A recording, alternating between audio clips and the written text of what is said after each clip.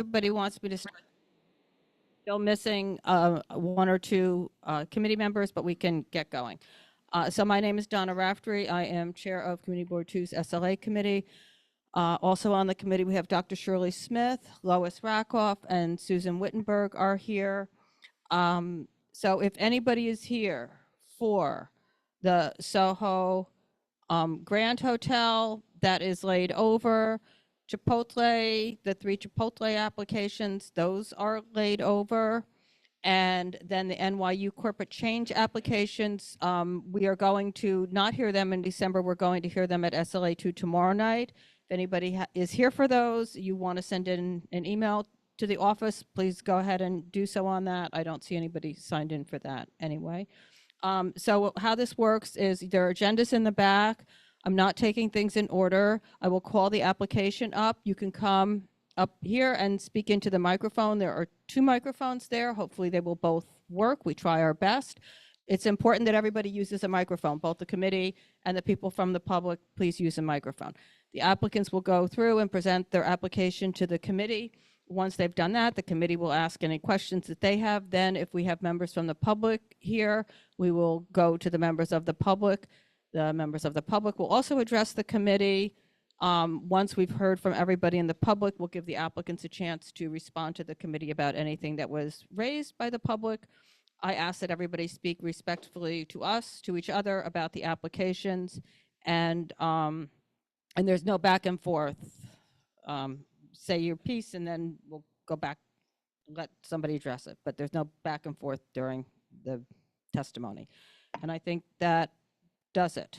And if you're here and you just came in and you want to speak on an application, please sign in and also fill out a speaker card and hand it to us up here. If you feel compelled to speak on something after you've heard the application and you haven't filled out a speaker card, when I ask if there's anybody from the public, just let us know and fill out the speaker card afterwards. Okay, so the first application we are going to hear is LB All Day LLC, doing business as See No Evil at 11 Waverly Place. That's number B4.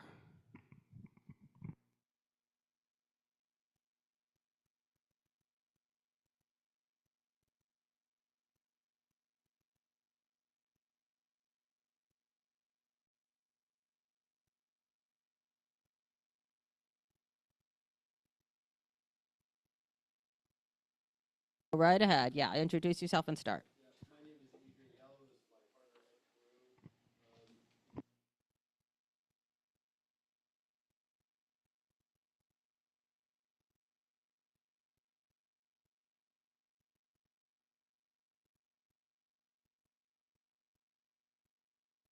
The button up at the top here, there might be a button. Yeah. Hello. Okay. Hello. Yeah. Sorry about that. And you speak to us. Okay. Apologize. That's all right. Should I intro again? For No, the no, recording? it's okay. It's No? okay. All right. It's okay. All right. So we signed a lease for the corner of 11 Waverly Place with Jacobson Properties. They actually reached out to us because last year our pizzeria was recognized by the Michelin Guide. So they reached out to us because they'd had a space vacant for a number of years after, I believe it was a 28-year Pizza Mercado. And then so Pizza Mercado during the pandemic went out of business, sold it to another place that was called NA Slice, and they ran it into the ground, and it's been sitting vacant ever since. So they reached out to us about the possibility of putting a slice shop with seats in the corner location. After some due diligence, we agreed. We came to an agreement, and now we're applying for a beer and wine license similar to the beer and wine license that we have at our first location at 50th and Broadway. To talk about the 50th and Broadway location real quick, we've single-handedly turned a neglected subway station into a bit of a food and beverage destination in Times Square. We're not Applebee's and we're not Junior's. So working with the MTA, my landlord, and the neighborhood, we've actually turned something that was once derelict, especially during the pandemic, into a destination for not only tourists, but locals alike. So, and we hope to add to the neighborhood, not because that's kind of We've been in this industry for an extremely long time, and we believe we can add something to that corner and to the neighborhood. Okay, hours. Hours, 11 a.m. to 11 p.m. Sunday through Wednesday, 11 a.m. to 1 a.m. Thursday, Friday, Saturday. Okay, then there are no doors, windows no French doors, no operable doors and windows, just No, the there's an entry door. entrance. There's two egresses, an entrance in the front, entrance on Mercer. Okay, and then 4 TVs. TVs? Do you have TVs? We don't have TVs. We're deciding whether or not to have TVs. Okay, if you have TVs, will the sound be on? No, absolutely not. Okay, TVs, Never. no sound. Okay, and then the application said entertainment level music, but it sounds like you have background level music. Yeah, background level. It's we currently use a Sonos system, a wireless system in our restaurant. We would do the same. Okay, and kind of at background Yeah. levels. All right. Then I saw in the letter that you did the outreach with, it said you close at 1 Thursday to Saturday, but 2 o'clock for deliveries. For delivery Is and that- takeout, no one would be allowed in the building. So no patrons. Okay. And then did you get any response from your outreach? Did you speak to the people in the building? I don't think we have any letters on anything. I actually had a long conversation the day of the outreach with David Gruber. Okay. He reached out to me, and we had a pleasant, positive conversation. I don't think he exactly understood the space and what it was. Right. Because he said, for a beer and wine, you needed an ADA bathroom, you needed an ADA bathroom plus seats and all this stuff, and we have all those things. It's 1,100 square feet. The ADA bathroom is existing, and the counter that we'll be serving patrons at is existing as well. Okay. And is there any outside seating? Are you Currently, no. Were you planning to apply for any, or you'll come? To be honest, right now it's not part of the plan. So if you want to do that, you'll come back. Of course, to us for of the course, yeah. outside seating. Okay. And so the only thing I'm going to say is that the previous place had hours that was earlier, like 10 and 11 o'clock. So is there anybody from the building or any of the block associations that have a problem with the 1 o'clock in the morning? Not yet. It hasn't. No one has told us that they've had a problem with it Okay. yet. So, and our current model, just so you know, is Yeah. we're a full service restaurant. We're not a slice shop. We Right. do delivery. We're open until midnight, just because we understand we've been in New York long enough where people like to eat late at night, and that's why we wanted to go until 1 and then allow delivery and takeout until 2. So I think the one thing I was just going to ask is, can you do the 11 o'clock on Thursday and just do the 1 o'clock on Friday and Saturday? I mean, I would like not to personally, from a business standpoint. Right. Yes. Okay. We'll see what the committee says. And Of course, Yeah. of course. does anybody from the committee have anything, Dr. Smith?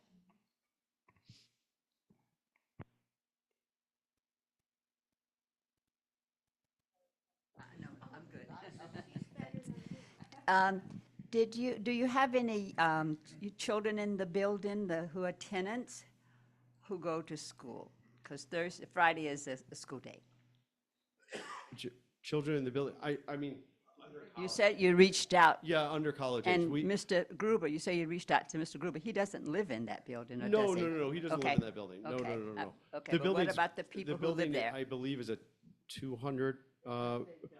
Yeah, it's a pre-war. It was built in like 1929 to at least 200 units above us. So the way it's laid out, though, is it's commercial first floor, commercial ground floor. So there's no tenants directly above us Okay, that are in the evening, and then third floor through eighth floor there are tenants. okay, So, thanks. Okay, I do. Simple question. of course. About your delivery. Explain how you're going to deliver the food and about bicycles and so on, and where you're going to store where you're going to have the bicycles. If not, how are you delivering? Absolutely. We're right now currently we work with Slice, Uber Eats, and DoorDash, and that's it. We have 2 entrances The main entrance to the restaurant is 11 Waverly. The secondary entrance, what we're going to use as the delivery entrance is 287 Mercer. So it's on the Mercer side, middle of the block, and we're going to have all delivery route through that exit. So there isn't a bottleneck in the main entrance. You're Okay. welcome. Anybody else from the committee? Is there anybody here from the public on this? No? Okay, so what happens, I'll get back to some Of course. about the hours, and then the office will get you a stipulation form Of course. to sign, and should do it, but reach out if you have any All right. questions. I hope you come for pizza. Yeah. All Thank right. you. Okay. great. Everyone, Well, everyone, Yeah, there we go. All right. Cheers. Thank you. Okay, guys. thanks. Okay. Okay, the next application is going to be Demore Enterprises, Inc., doing business as Madam X at 94 West Houston Street. This is a corporate change. This is item D1. Is anybody here for that? No. Okay, so I'll call that again. Yeah, okay. Okay, so go ahead and speak on it. Yeah, you can speak on it, and then if we, yeah. Hi everyone. So it's a bit. Does it work? I think so. You just have to really like be right on top of Okay. it. So since the public doesn't really know what's going on, it's a bar. So first start with your name. Yeah. Right. Okay. My name is Anna Muha. I'm a tenant at 96 West Houston Street on the second floor, which kind of overlooks this yard area, which is rented by this bar called Madam X that's been there for a long time. I've lived there for over a year now. And recently it's been, it's kind of been a problem from the very beginning, but especially recently the music, the loud level, the noise is just getting out of hand. And I have a law degree, so I did go over their original liquor license application, which states that they are not going to host more than 20 people on the backyard due to capacity reasons. But as I live on the second floor, it's really easy for me to like overlook the backyard. There's really more than 20 people all the time. And I do have a roommate, but it feels like I pay rent to share my apartment with like 25 to 45 other people, which is not that lovely. And believe me, like I understand that New York City is very noisy. I used to live on Clinton Street, right of Williamsburg Bridge, so there was a lot of noise. And when I was originally moving in, my landlord told me that if I like to go to sleep early, I shouldn't live in that apartment. And I was like, no, I stay up pretty late, so I do go to sleep around like 12:30. But they do love partying there, and I don't ever hear like not a bouncer, but it's usually like a busboy who tells people to go away from what I've seen at other bars myself. There's never anyone being like, okay guys, the backyard area is now closed, which also states on their original liquor license application that they're going to be using the backyard until 12 a.m. on weekdays and 1 a.m. on weekends. That original liquor license application was filed in 2001, which was the year I was born, so I understand they could have forgotten that. But I remember that because I hear them every single day. I would just like for the committee to know that when they're going to be reapplying for their liquor license, they do neglect what they say on their liquor license. And I understand they're a business, and I wish them all the best. And they've been there for a long time, so I guess their business model works. But there are a lot of tenants on that particular block. Between Thompson and LaGuardia. And unfortunately, I'm the only one here today to speak on that matter, but it's been a bother for a long time now. Okay, and we have gotten complaints, and we continue to get complaints about the rear yard. Are they open later than they're supposed to be in the rear yard? Especially like this past weekend. I understand it was a Halloween weekend, but they've been there until like 3 a.m. for sure every night. Yeah. Okay. Yeah, outside. Yeah.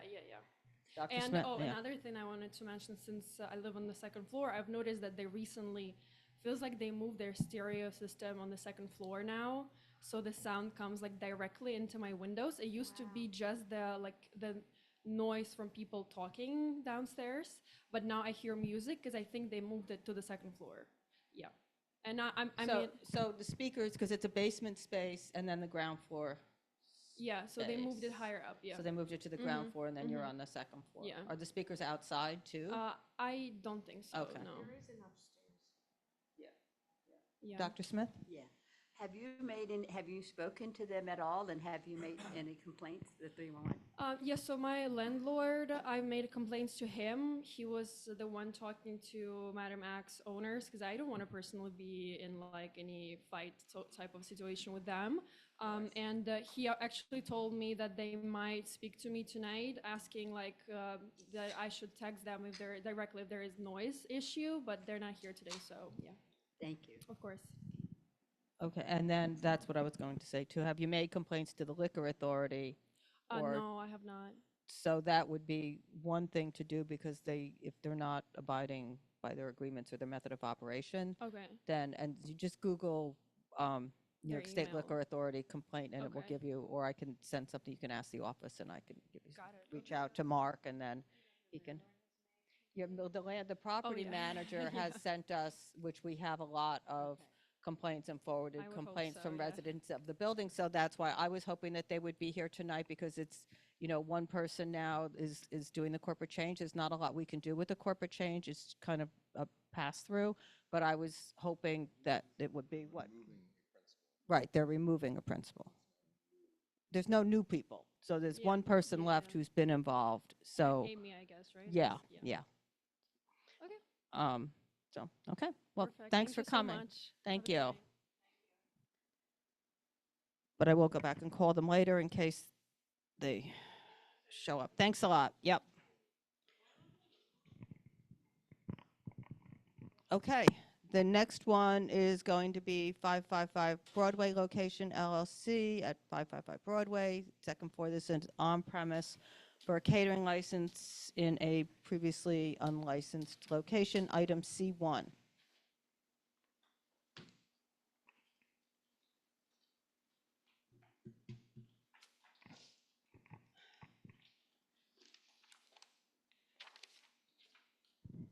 Thank you.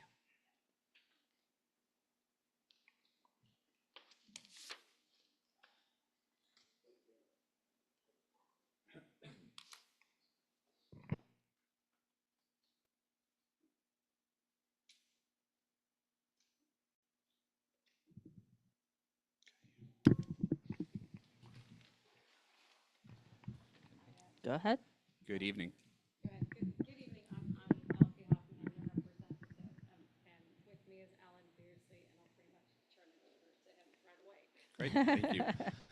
It's a pleasure to meet everyone. Thank you so much. My name is Alan Beardsley. I am the Vice President of Operational Excellence and Procurement at Caveen Hospitality Group.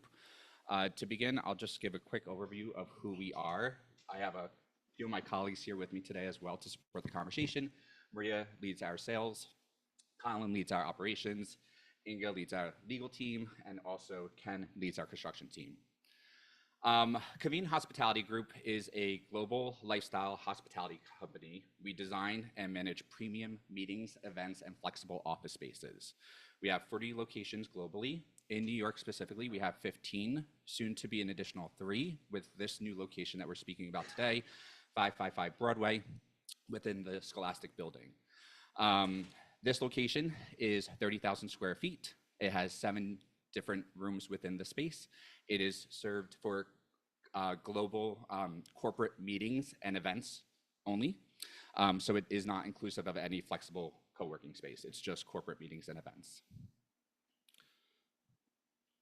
That's an overview. Any questions specifically to the application that was submitted to the community board too? Sure. Hours, numbers of event, like just explain more how you see this working. Of course. Okay. So hours on the application, we applied for 7 a.m. to 12 a.m., 7 days a week for allowing flexibility for serving our clients. The number of events, it is predominantly since it's corporate meetings and events, they do get typically hosted during the weekdays, Monday through Friday, with the core of the business being Tuesday, Wednesday, and Thursday. Additionally, we have Sometimes some receptions that do take place in the evenings for corporate meetings that are taking place on property. Typically, historically, what we see is the daytime program will start off with a welcome and arrival. They'll go into a working session. We'll have breakfast served for them. We do have an on-site culinary operations team. We also have a kitchen on-site. Within that space, we also have the 7 meeting rooms of different sizes and capacities, with the largest one being 250 in our forum, and then smaller spaces that we could host smaller groups of anywhere from 5 and onward. The maximum capacity at this property is 452. The events, when they're hosted, as I mentioned, they'll go into a breakout after breakfast. Once they finish breakfast service, we'll have a break in between to offer like a little, soft beverage or a snack. Once they go back into the session, they'll break for lunch. And after lunch, the same thing would repeat. They'll have some breakout sessions throughout the day. They typically end, depending on the type of program that we're hosting, around 5 and 6 o'clock p.m. If they wish to add on a reception in the evening, they do run from a duration of about 1 to 3 hours typically. We do see sometimes events taking place that are predominantly like a reception based, which is more, again, geared toward our corporate attendees. And that's maybe during the holiday season, around Thanksgiving time and the first 2 weeks of December. Okay. Then weekends? Weekends, we do have programs and events from time to time. Most of the times on the weekends, if we do have presence within the space, it's really to set up the events for the following week, if there's any type of events or programs taking place. Those typically happen on Sundays. If it is for like a Monday program, we encourage our clients to do the setup, prior to their event. We usually do it the day before. From time to time, we do get weekend programs. Sometimes they are full week programs, so they pretty much mirror each other each day, depending on what the content of the material is being discussed. Okay, so it doesn't sound like there's that much that goes on the weekends? No. Primarily. Okay. And then it's the music, background, live, DJ, dancing? Yeah, it's predominantly background. So Okay. we'll have some basic light music in the background, just aesthetically. If there is presenters, they speak on obviously within the stage, within our space, or perhaps within the center gallery spaces. If there is a reception, sometimes there's accompaniment. We don't set up a full like 5-piece band. It's really predominantly background music. Sometimes you'll have a light vocalist. Sometimes maybe like a jazz duo, but it's really subtle for the space. So it's all corporate. You're not doing weddings and those Not at even this on property, the no. weekends. You're This is not. all corporate it's events all and corporate meetings. events. That's just what it is. Yes. Okay. All right. And then all right. So the other things are this is the Soho NoHo mixed use district. So the application I see with was amended with the square feet, so it has to be. Let's see, what is it? Yeah, we Under amended it 20, with so you amended the- it for 23,000 square feet is the usable Correct. space that you're using. Because it had to be under 25,000 square feet for Per that code district, compliance, for yeah. that And we code. also added the additional tax lot because I had left that off. Right, in you the left that original. because it goes over to the other building. And then the other issue was that eating and drinking establishments also under that are supposed to be limited to 8,500 square feet. So we could speak to zoning speak to and that? permits. I'm sorry. Yeah, who wants to speak to that If one? I may, I would like to bring up my colleague and partner Ken, who's leads our construction, and he can speak to the permitting and zoning. Okay, Hi, everybody. How's hi, it going? good. Very nice to meet you. So, So Ken, could you just give your first and last name first? absolutely. My name is Ken Nemeth, and Okay. I am the VP of Construction for Convene. Okay. So I want to kind of flesh this out a little bit because we didn't, I apologize, I was not able to attend the residents meeting last week. I wanted to kind of give a fuller explanation of exactly how we are permitting this project and the steps that we've already taken. So as we know, 555 and 557 Broadway are separate tax lots, and they're actually separate physical buildings. We have the unique situation where we are actually combining the floor plates into a single facility on floor 2. To that end, we are using 2 expediters for the project. We're using a company called CCA. That is actually the landlord's expediter. They are handling more the Alt 1 type permits for this project, which I'll get to in a sec. And then we have a company, one of what we would call the Big Four, it's a company called Metropolis. They're one of the largest expediters in the city. We work with them often, and they're handling the Alt 2s for us. So for 555 Broadway, we have an Alt 1 situation and an Alt 2 situation. For 555, all Alt 2 permits are currently in hand. So that's general construction, mechanical, plumbing, sprinkler, and structural. Now, we have applied for, we've sent in applications for a fire alarm. We have not gotten that approval yet. If you're familiar with the process in the city of New York, it does take a while to get the fire alarm approval. And that's actually not a permit, that's actually just a written approval from the city. Now, the Alt 1 for the 555 side has to do with the exit corridor that was existing when it was filed originally. And this was something that the landlord had done to basically keep their options open for floor 2. They were leaving the space that actually was their corporate office. That was their facilities office. And then they basically did this permit to be able to kind of give themselves some flexibility. So we have gone back to the city of New York. And this is the Alt 1 on the 555 side, and we have gotten permission from the plans examiner to resolve that. So we're basically, because we're unifying the floor, it's a totally different floor plan. Removing the exit corridor really is just a formality to be able to set it up for our other permits. If you're also familiar with the City of New York, the City of New York has changed the way in which they've done some of their permitting. It used to be that you could close out an Alt 1 without getting a PAA. So unfortunately, or fortunately, depending on how you look at it, they have moved forward with forcing landowners and people who own the land and rent the land. They've forced them to now close out PAAs before we get the Alt 1. So where we are right now on that is we have gotten the plan examiner approval to remove the exit corridor on 555. We are just waiting for the final costs for the PAA to pay that. And then once we pay that off, we will receive the Alt 1 and then we're done. Doesn't affect our ability to open, actually. It doesn't affect, pretty much doesn't affect much because we do have the Alt 2s and we don't have any other Alt 1 work on the 555 side. All right, so let's talk about the 557 side. The 557 side, we also have all the Alt 2s. Same Alt 2s are already in possession. We're already in construction. And we also are still waiting on our fire alarm approval. We are also going for an Alt 1 on the north side as well, the 557 side. That Alt 1 is related to the use.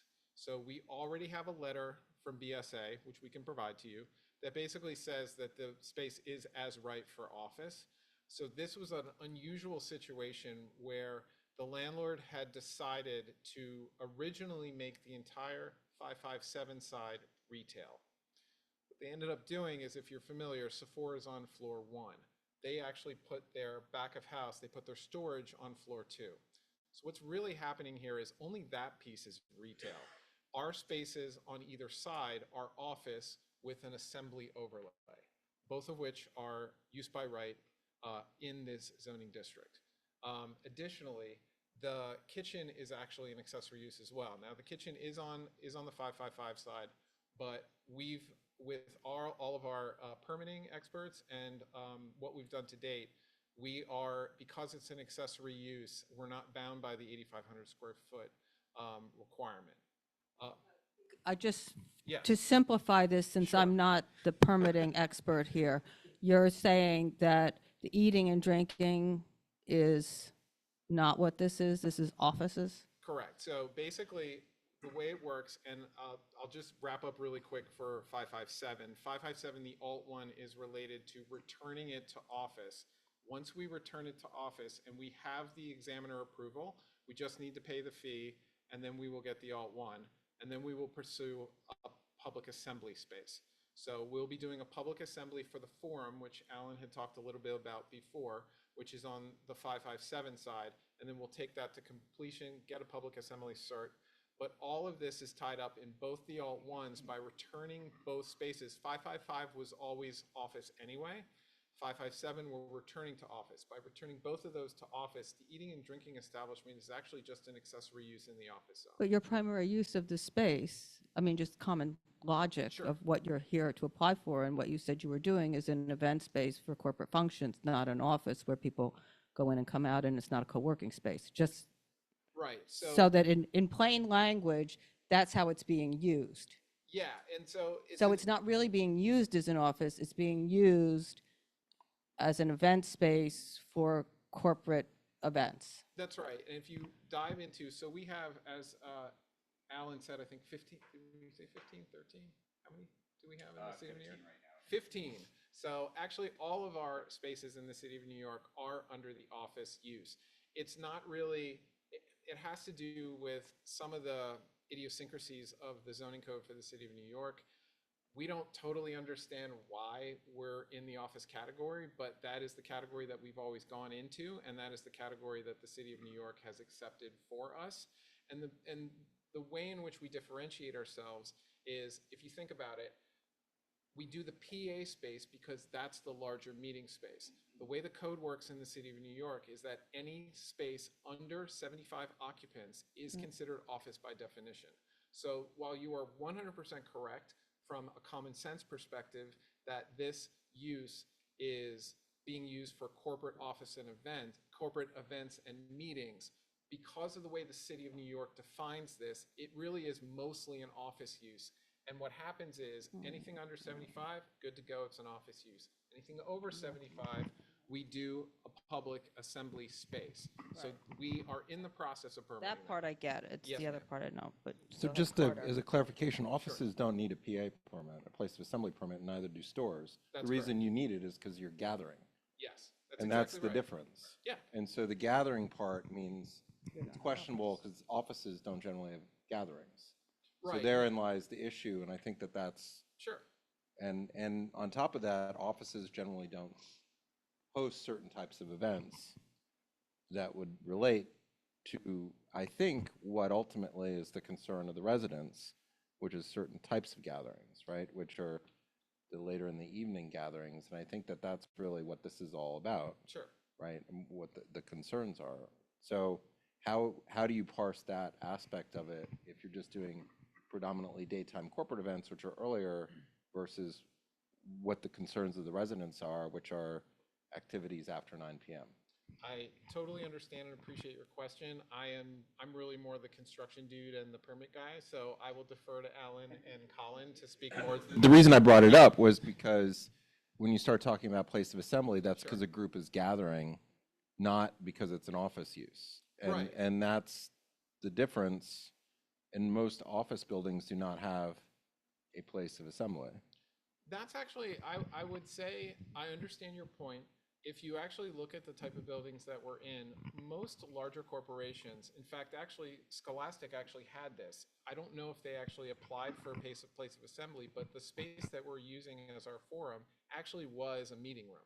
And most large corporations these days will have, most of the stack will be office, and then there will be a corporate meetings facility for internal personnel. Scholastic has that on the upper floor, or has Right. had that in the past. I mean, we're familiar with that. Sure. But they didn't host the type of events. They also had a liquor license for that. You know, They did. That's very different. We have hedge funds that have the same things, but they're not hosting, outside events that somebody's renting the space to do it. And that, again, is what the concern of the residents are. And generally, when it's internal, for example, Google also has, That's right. in their facilities, the same thing. They also agreed not to do anything, I think, after 8 p.m. because generally they're concerned about their daytime, Sure. and they host all their events off-site in the evening. So we are familiar. It's just the issue just seems to be the later evening events and what's happening, people Sure. coming and going. And, you had said they wouldn't be, but I think would be helpful to understand the type of events that won't occur.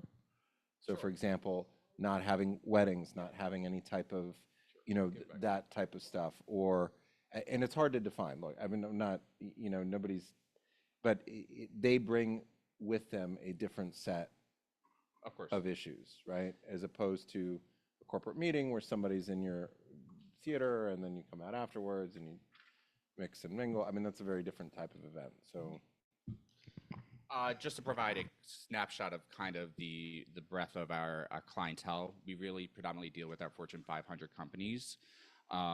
They're the core of our enterprise clients. Within that, when I say corporate meetings and events, we are not doing the fashion shows, we're not doing weddings, we're not doing bar mitzvahs, we're not doing those types of programming or activations. These are specifically daytime trainings. They're doing offsites with their colleagues and teams. They might be doing a collective team building and breakout sessions. And then as a maybe perhaps a recognition of progress within their own roles or like a celebration during the holiday time, that's when the receptions really come into play. So when you reference the evening types of receptions that are different from a gathering perspective, it is still dealing with the corporate meetings and events because they're adding on, it's not isolated to these types of social gatherings. So yes, they are clients and their guests coming in externally, but they are specifically these Fortune 500 companies as our enterprise clients. I don't know if that, I hope that makes sense as to the differentiations between. I'm just, from my own experience, I mean, the holiday parties are the types of events sometimes that cross over into that space. But outside of that, I certainly understand that. Okay. I guess the question is, how do we get on the same page with that? So that's Of course. some way to articulate that agreement, right? That is part of one of the things. I think that's the objection of the local community, at least from what I've read. That's their. So how do we do that? And I leave it to you guys more because you're familiar with what, you've just used great language to describe the differences, but how do we?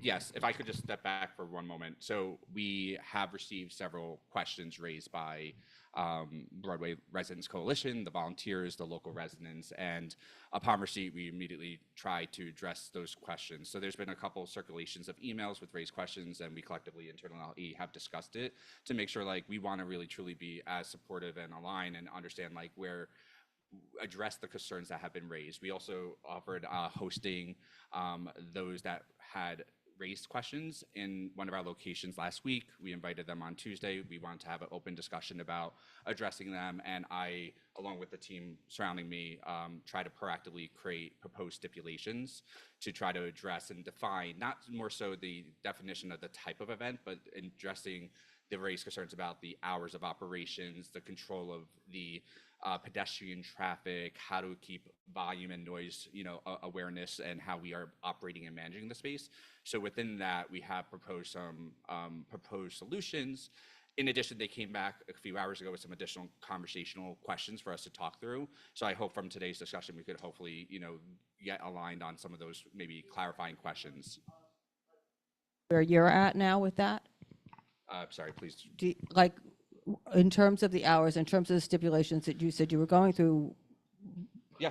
would you like to tell us what any of Of those are? course, Because I'm what I'm happy looking to. at is 7 to 12 o'clock with I don't know anything else about how you're handling the traffic or course. anything else. So Yes, happy to dive into that. So in the package you have, just so you have awareness, you have the application that was updated and modified, so you have a copy of that. Additionally, you have a property one sheet, which is a quick overview of the property layout. Following that, you also have some renderings. So that's what's in your packet for your reference. For the questions that were raised, obviously there was a slew of questions we've addressed and acknowledged most of them. Would it be best to talk through the current stipulations and kind of the raised I mean, questions? I guess what I'd like to hear is the hours, because to Carter's point, I think it's the later in the evening things Yes. from emails that we've gotten from the community. Okay, There are we'll start concerns there. about traffic, and then the concerns about later in the evenings and how many events that kind of thing. Was usually also, as Carter said, like Google and stuff like that, they close earlier. They stop these things earlier. So if you reached amongst yourselves something different than 12 o'clock at night, 7 days a week, it would be helpful to hear that. Yeah. And so we don't have to spend 2 hours going back and forth Okay. with that. And just for clarification, this committee is met in that former room that you're talking about I on the second floor. apologize.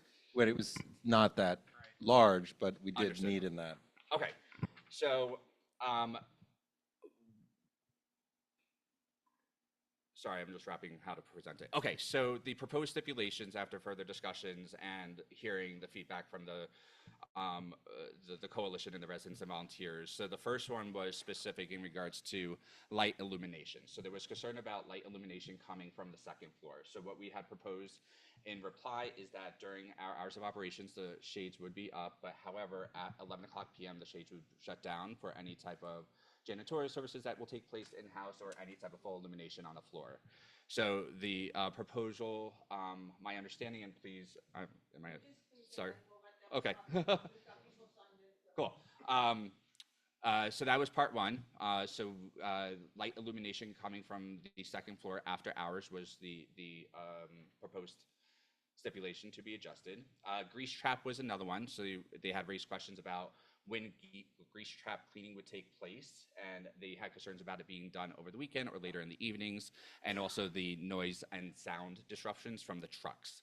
So we have agreed to do the cleaning during working hours, business hours during Monday through Friday, and that we will be partnering with our preferred service providers to do them as needed and during the daytime hours. There was a reference in a recent question in regards to just ensuring that there was a notation included about the awareness of the truck and the noise, and we'll speak with our service provider to make that note as well.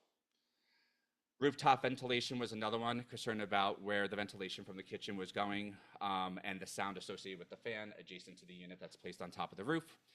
We reassured them that the fan would not be of loud noise and it would not be a precipitation releasing out from the exterior of the building or the sides. We are cooking in the kitchen. We are not expecting it to produce grease at all. I mean, we are required by obviously code requirements to have a grease trap.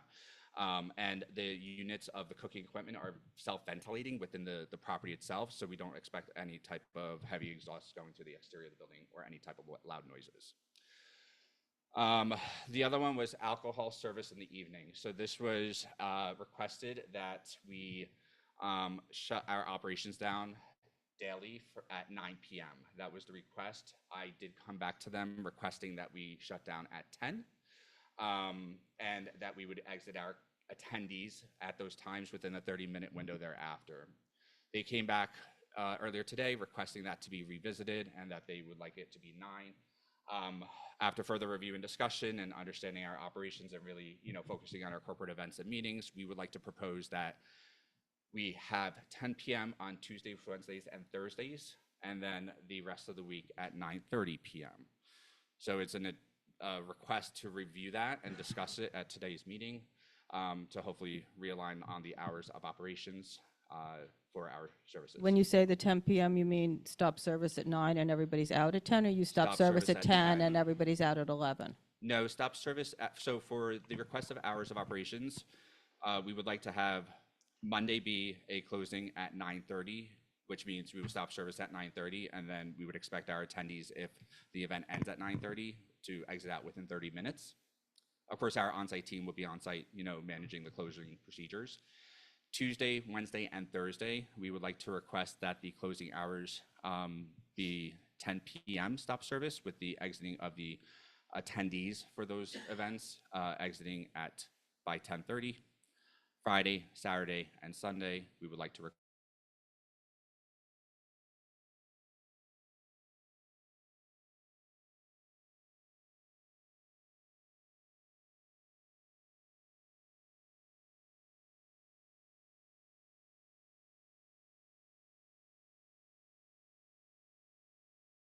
the proposal initially provided by the residents was to limit it to 3 events a month, which is what we had accepted and acknowledged, but in today's communication, they requested to limit it to 1. I would like to still keep it as requested at the 3 per month. The other modification to that is they had said, I apologize, I had requested if we could keep it as a pool of 36 for the year, meaning that perhaps in January or February, we would have no weekend events at all. And then if we had maybe an extra event that happened during May, we would be able to accommodate them without having to do a review. They had requested not to have any events carry over. So we are okay to agree to not having events carry over, but we would like to go back to their initial suggestion of 3 event limit per month on the weekend. Additionally, with regards to weekend business. So not 36 a year, 3 events per month. It's 36 a year. It's going to be. Well, no, it's a different, it's different. I mean, if it's 3 events Correct, a month, 3 a month that's for the weekend. one thing. for the weekend. If it's 36 a year for the weekend, not stated out per month. No, I'm, You're saying three, you're saying 3 events a month? yes, sorry. Did I just- No, just the confusion I think was Apologies. the rollover, right? Yes, We're so saying the three a month. initially, yes, so Yes, three got it. events a month, Right. on the weekends. I do want to delineate though a differentiation between a load-in and like a setup, because those would not have attendees. So for example, no, That's not what we're correct. talking about. We're not talking about load in or load out. We're talking about, It came up I in, know, but in the at this communication, particular that's why. point with the events, that's what I'm asking about. So that was addressing the weekend business. Additionally, we had asked for 12 events annually that would be permitted to be serving guests or being open to the attendees of that event to 11 p.m. So where we would be able to accommodate upon request if we had one of our enterprise clients or hosting a program at one of our space, that we could accommodate their request if it had to go past the closing aligned time. They did come back. They said instead of 12, they requested 8. In addition, the request was for those 8 to close down at 11, but stop service of alcohol at 9. I'd like to propose that we agree to the 8. We close at 11. We stop alcohol service at 10:30, and that the guests would exit within 30 minutes thereafter with the 11 o'clock closure. Additionally, on-site staffing and security was raised as a concern. For events of team members, they were concerned about the size of events and programs of the guests coming as our arrival and also exiting the property. We discussed about security protocols for our property. I proposed initially for all programs 350 plus. We will absolutely have security at our doors, obviously for the protection of those attending, but also for helping out with the control of foot traffic and coordination of arrivals. Additionally, to address exiting. They did ask for that to be a 100 plus attendees. I could agree to that. We had discussed it and we aligned that 100 plus. Need that to run the business efficiently. I would think Yes. you would need that. Yeah. I mean, Well, we always have a team. We have a full on-site operational team. okay. The concern was obviously raised, which fully makes sense of, okay, abundance of individuals arriving at a certain period of time. What does that look like on the street? What is the Right. sound? And the same thing upon exiting. Okay.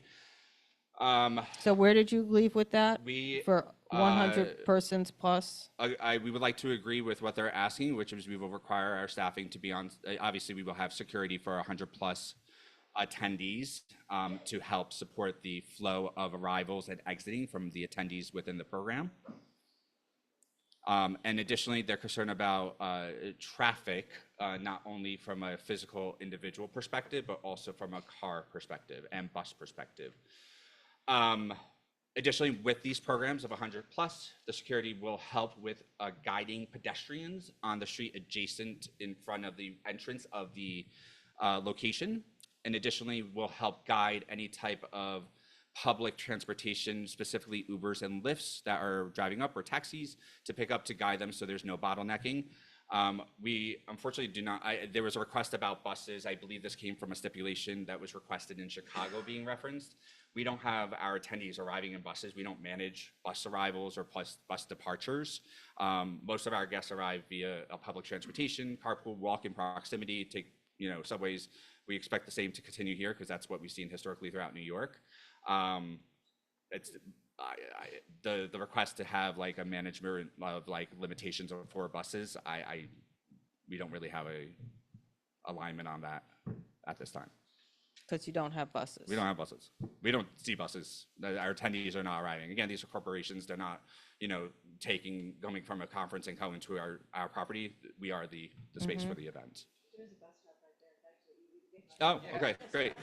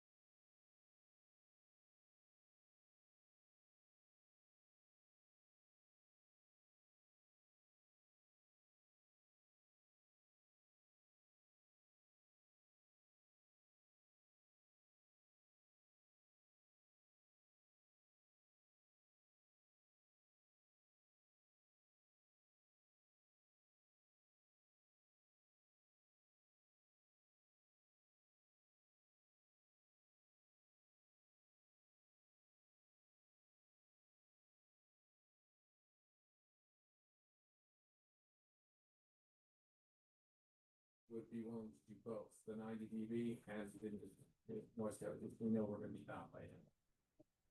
Thank you.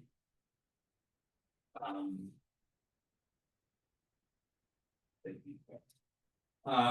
The additional request from the community was resident notification of the events taking place on property. Initially, I had proposed a stipulation that for all events of 350 or more attendees, would be more than happy to inform the residents of an event taking place on a specific day, arrival and ending time, and the number of attendees. Just to add additionally, there was additional questions raised today. Due to client confidentiality, we also can't disclose client information. So again, we keep the event specific details to a minimum, just that we are hosting events. Here's the number of attendees. It starts at 7 a.m. and it ends at 5 p.m. Happy to provide that information for awareness. I'm not sure what that is, sir.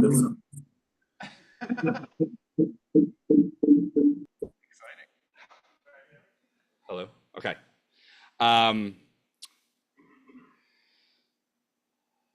The additional request was,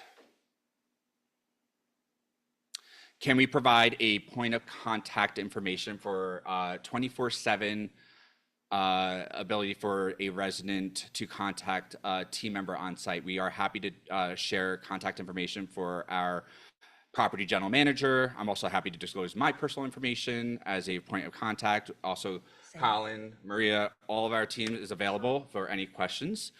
The one ask that they did request is if we could post that information on the front door, and unfortunately, we do not feel comfortable with putting our phone number and personal information on the door. However, we're happy to include that in the newsletters and community outreach and have it available on speed dial, but I just don't want to put that on a door. Okay. Sorry, I'm a little nervous. It's fine. Do you want to talk about the load-ins and load?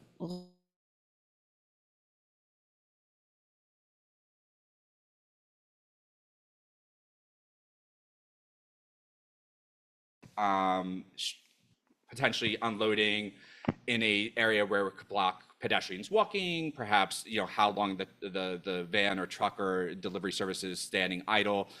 We have a dedicated operations team. We're a hospitality company, so we are very mindful to our surrounding, whether it's putting trash outside, whether it's receiving any type of goods. We have very clear operational procedures, so we're going to make sure that there's no obstructions to the sidewalk or passageways. We're going to also ensure that, any type of truck that's sitting there is going to be turned off, unless it's a refrigerated truck and it's a delivery for food and beverages. We are predominantly getting our deliveries Monday through Friday during the morning hours, with a come staggering maybe in the afternoon, but it is limited. But in regards to like load in and load out for perhaps client events and programs, again, that will happen the day prior, and we will be very mindful to manage that and be also present in any type of open doorway, specifically on Mercer Street, and the freight elevator for the entrance. Can I also add something? Please. So I think it's also important to point out that the landlord, Scholastic, actually has similar restrictions anyway. So as we know, there is a freight elevator that goes directly out onto Mercer. It's one of those old building type setups. But so therefore we are bound by, I think, something like 7 to 5 with the landlord. So there's restrictions in the lease anyway for this. Thank you. Okay, so there are no load-ins or load-outs after 5 p.m. or something like that. Okay. Yes. Correct. Traffic control, there was a concern around, I know we referenced it earlier, but there was a separate point ensuring that a security agency or a member of our team could help be traffic operatives. We have agreed to that. They had asked for anything for 100 plus. We are happy to do that. Again, we partner with security agencies locally. So any program that we have 100 plus or more attendees, we will have a security team member at the door. We will also ensure that the traffic from a foot perspective, walking pedestrians, and also Uber and Lyfts and taxis are being monitored and guided in the right proximity. The additional questions that came up The request for us to post a sign on our front door acknowledging, please respect our neighbors, please exit quietly and do not loiter. We're happy to provide an appropriate sign with appropriate language that's visible to those entering and or exiting. We have our own on-site, we have our own dedicated corporate design team, so we'll make sure that works with our aesthetics. But we will be more than happy to provide a sign on the door. And they did request that our operating plan be disclosed on the wall indiscreetly adjacent to the approved liquor license when that comes about. Obviously, we understand with the current SLA that the stipulations that would be agreed upon respectfully together would already be printed. So we have proposed that it just be the liquor license, and if any type of additional notation for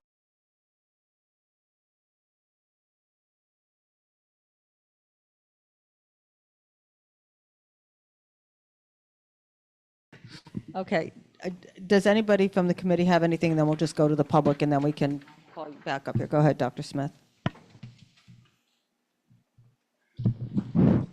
Well, first of all,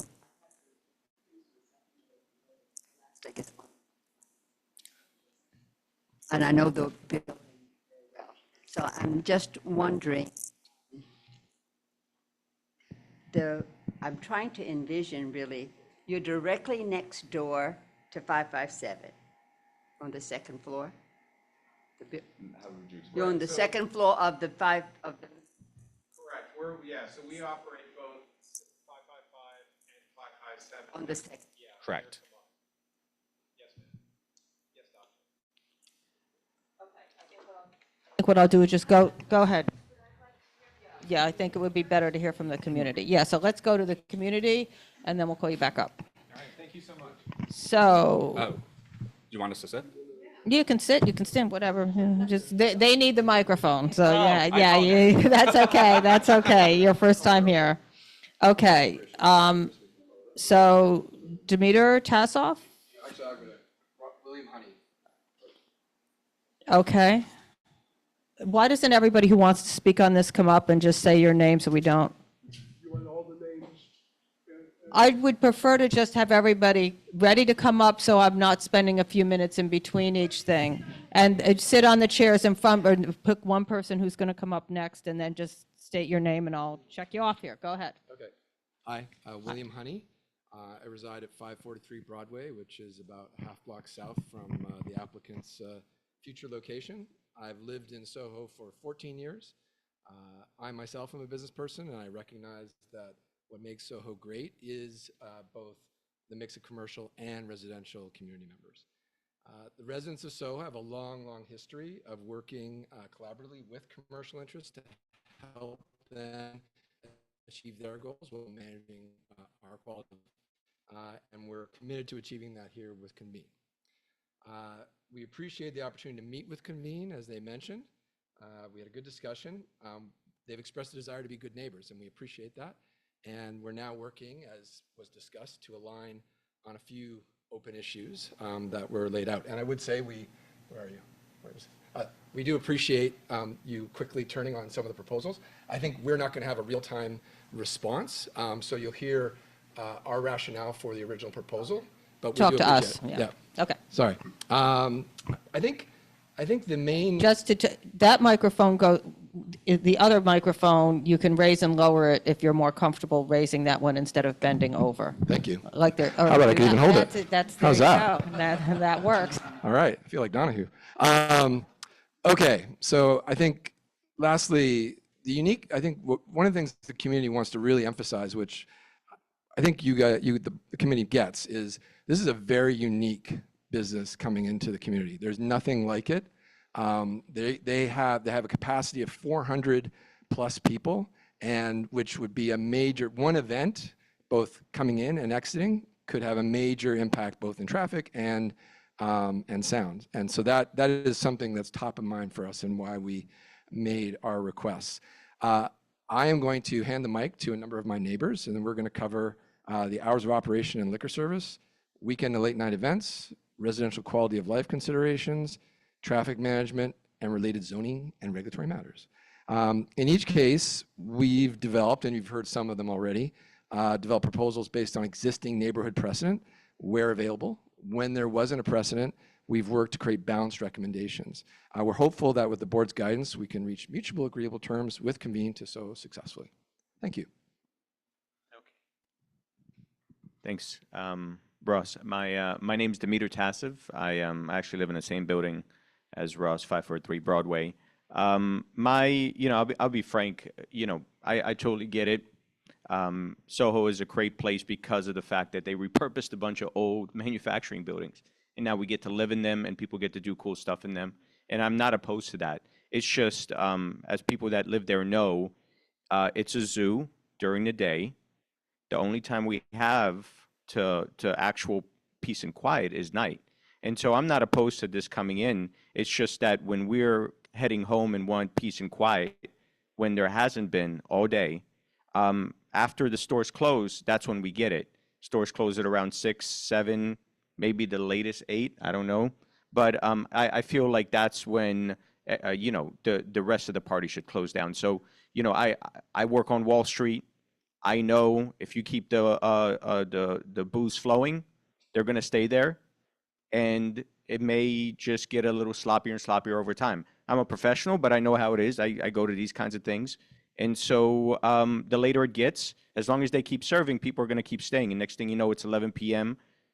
People, maybe they live in the Upper East Side. They don't care that they're in Soho and talking loudly, but we do, right? Because at that point in time, we got to go to sleep. We got to go to work the next morning or whatever have you. So that's the only thing I would say is it's really the only time we have to just relax after, thousands of people on the street shopping and things like that. We just experienced that. And on the weekends too. The weekends is even worse, right? I think the population doubles probably relative to weekdays. So I'll leave it there. Maybe I'll give it to Lee. Whoever. Okay. Hi. Can everybody hear me? Yep. Okay, great. So my name's Lee Benke, and I also live at 543 Broadway. I'm an artist. I've been in Soho for 50 years, 45 of them on this Broadway corridor. The neighborhood has undergone a significant, I'm sorry, I'm reading it, significant changes over the years, and it remains a wonderful place to live, largely due to the collaborative spirit between the residential and commercial tenants. Convene has described their core business as corporate events, which we understand typically occur during standard business hours on weekdays. However, their proposal includes 12 events per year running until midnight and 36 events annually. We'd like to understand better how these extended hours align with their corporate event focus and explore whether there's room for a middle ground. Our concern centers on the cumulative impact of these events. Weekend traffic in Soho is already substantial.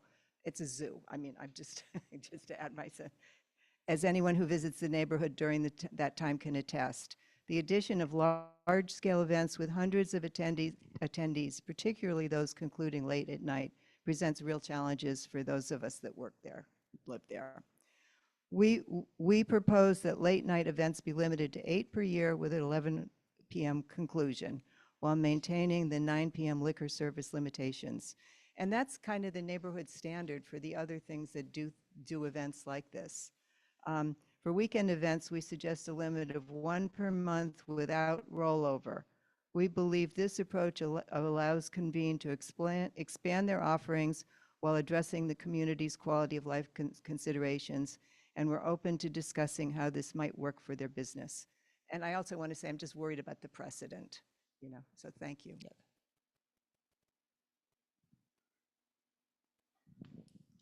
Hi, how are you? My name is Pierluigi Consagra. I've been living in Soho right across the street from this event debacle for 45 years. I also am an artist. I'm also an art professor. I'm completely confused. It's like I can't visualize and compartmentalize all this information. It's a ruse, essentially. And I'll tell you, I mean, first, I'm not really sure if these numbers are correct, but it's a 350 person capacity limit, and that's for 6 days, and then Saturdays 450 limit. And that's without staff. And so, I mean, it could be something like with staff, something like 3,500 people per week, right? And they've got booze. And I don't know why you didn't say this to begin with. Talk to us. Sorry. Yes, you're right. Apologies. I don't know why they didn't bring this out. I mean, it sounded like we're just going to be there for the day and nothing's going on at night. And then I'm thinking, well, wait a minute. What about the booze? The booze is there, and this is an entertainment, festival essentially, and it's doesn't exist. Never has existed in Soho. It's unprecedented, and it's huge, and it's right in front of where I live. The events will spill out in front of the Rouse building. They share a common wall to the south, and west on Mercer Street, and creating spillover issues affecting our neighborhood in a profound and damaging way. Buses, they said there weren't any buses. Right? Okay. But that's not what I was aware of. Anyways, there are 50 people per bus generally. Where do they park? I don't know. They say they're using public transportation. There's going to be an enormous amount of traffic on that corridor. And none of it is being managed and controlled by the business that will create it. Quality of life is difficult to achieve in many parts of Soho, Broadway being probably the hardest. We have 800,000 people coming in a week. That's just on the Broadway corridor. BRC members, Broadway Residents Coalition members, attend both 1st and 5th precinct meetings, because we share both precincts, every month, to remind law enforcement of this essential need, quality of life, and of the police required help in maintaining it.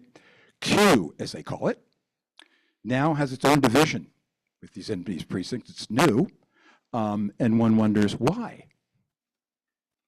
A venture like this convene, will make it more difficult to maintain quality of life. Worst of all, the venture's owners have no plan and take no ownership of the spillover that will upend the lives of the residents. Thank you. Thank you.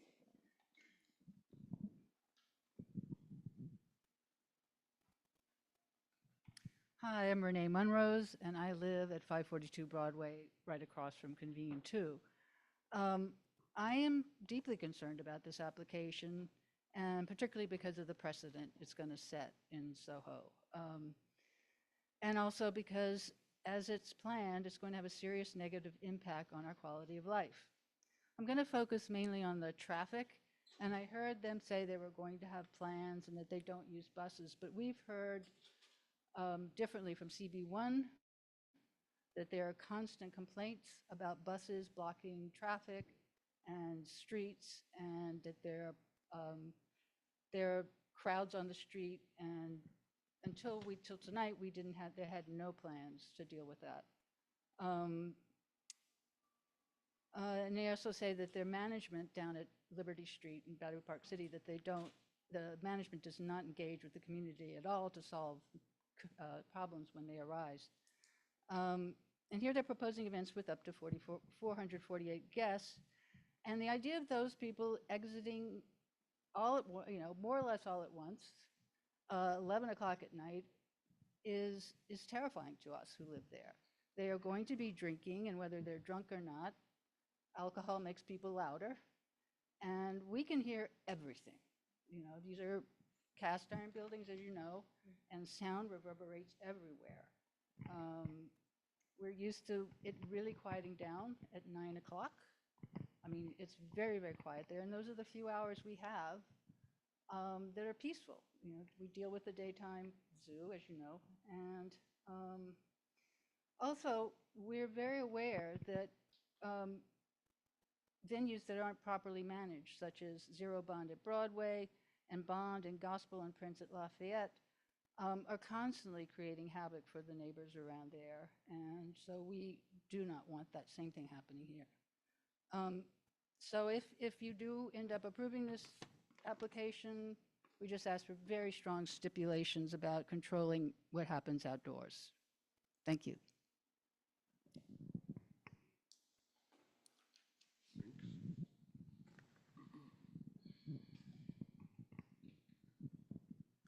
My name is Pete Davies. For over 45 years, I've lived at 548 Broadway, directly across the street. First, I do want to acknowledge and thank you guys for, through you, thank them for, digging into this. Right. Because it's a very complicated situation with lots of parts.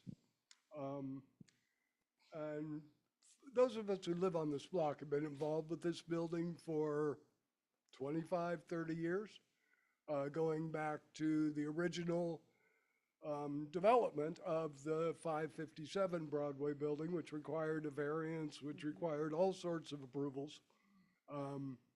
It also involved a BSA, Board of Standards and Appeals, determination. And then there was and that was in the late 90s.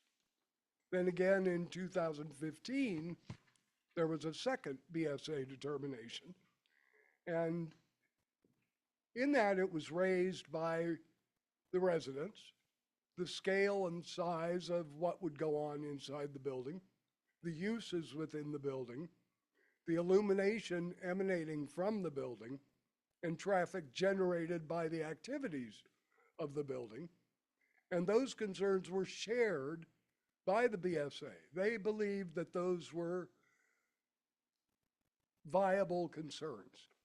And therefore, they gave approval to the various things that were being sought by Scholastic, conditioned upon the applicant mitigating the impacts caused by those concerns, including the lighting, the use, and the size of particularly of the second floor, where Convene is now coming in. And the explanation of the zoning, knowing the oddness of New York City DOB, there, I guess, why would I be surprised that it's this convoluted? It does seem to be at odds with the point of all that is to minimize conflicts. And it seems that what DOB is doing is saying, oh, yeah, well, whatever. And they're not really working to mitigate the conflicts.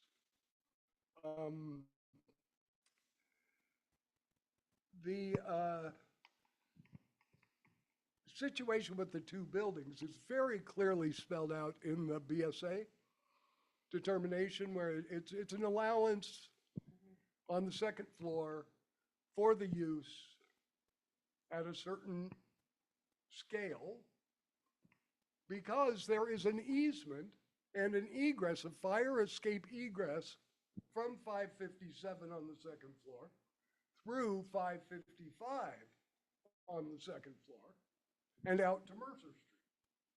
Now, for the first time tonight, we're hearing that, oh, that's all being changed up by the BSA.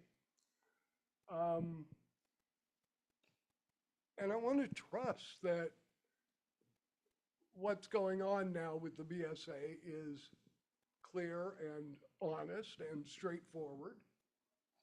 I spoke with the BSA a few weeks ago and was told, oh yeah, that determination and those requirements still remain in effect. And that one of the clauses was any changes had to come back to the BSA. Well, apparently that doesn't require a public involvement like the previous ones did. And, you know, if these guys seem like really honest, well-meaning folks, but what we're putting into effect will outlast them as people. But, so they're, you know, all these parts have to be really clearly drawn to protect the quality of life of folks who survive them, and even survive Convene, because it sets a precedent for that entire very long second floor. I think I've said everything, but we will answer questions, and I really hope that we can engage more. There's time for us to get this figured out, because I think between us, we will come up with a better solution than anybody else who may decide for us. So thank you. Okay, thank you. Is that it for the public? Yes, okay. Come on back. Convene, people. I don't know how to put that in there, so I'm going to do that too. Thank you. It's supposed to go in there, but, oh, you just push it. We're back. So you're back. So is there any difference in anything based on this? What you've heard to what you said before? Should I randomly throw things out? Do you want to lay this over and meet with the community again? And see if you can come to an agreement that we're not figuring this out? Well, first I want to say on behalf of all of us, thank you to all of you, and obviously everyone who shared their additional concerns and voiced the collaborative discussions we've had.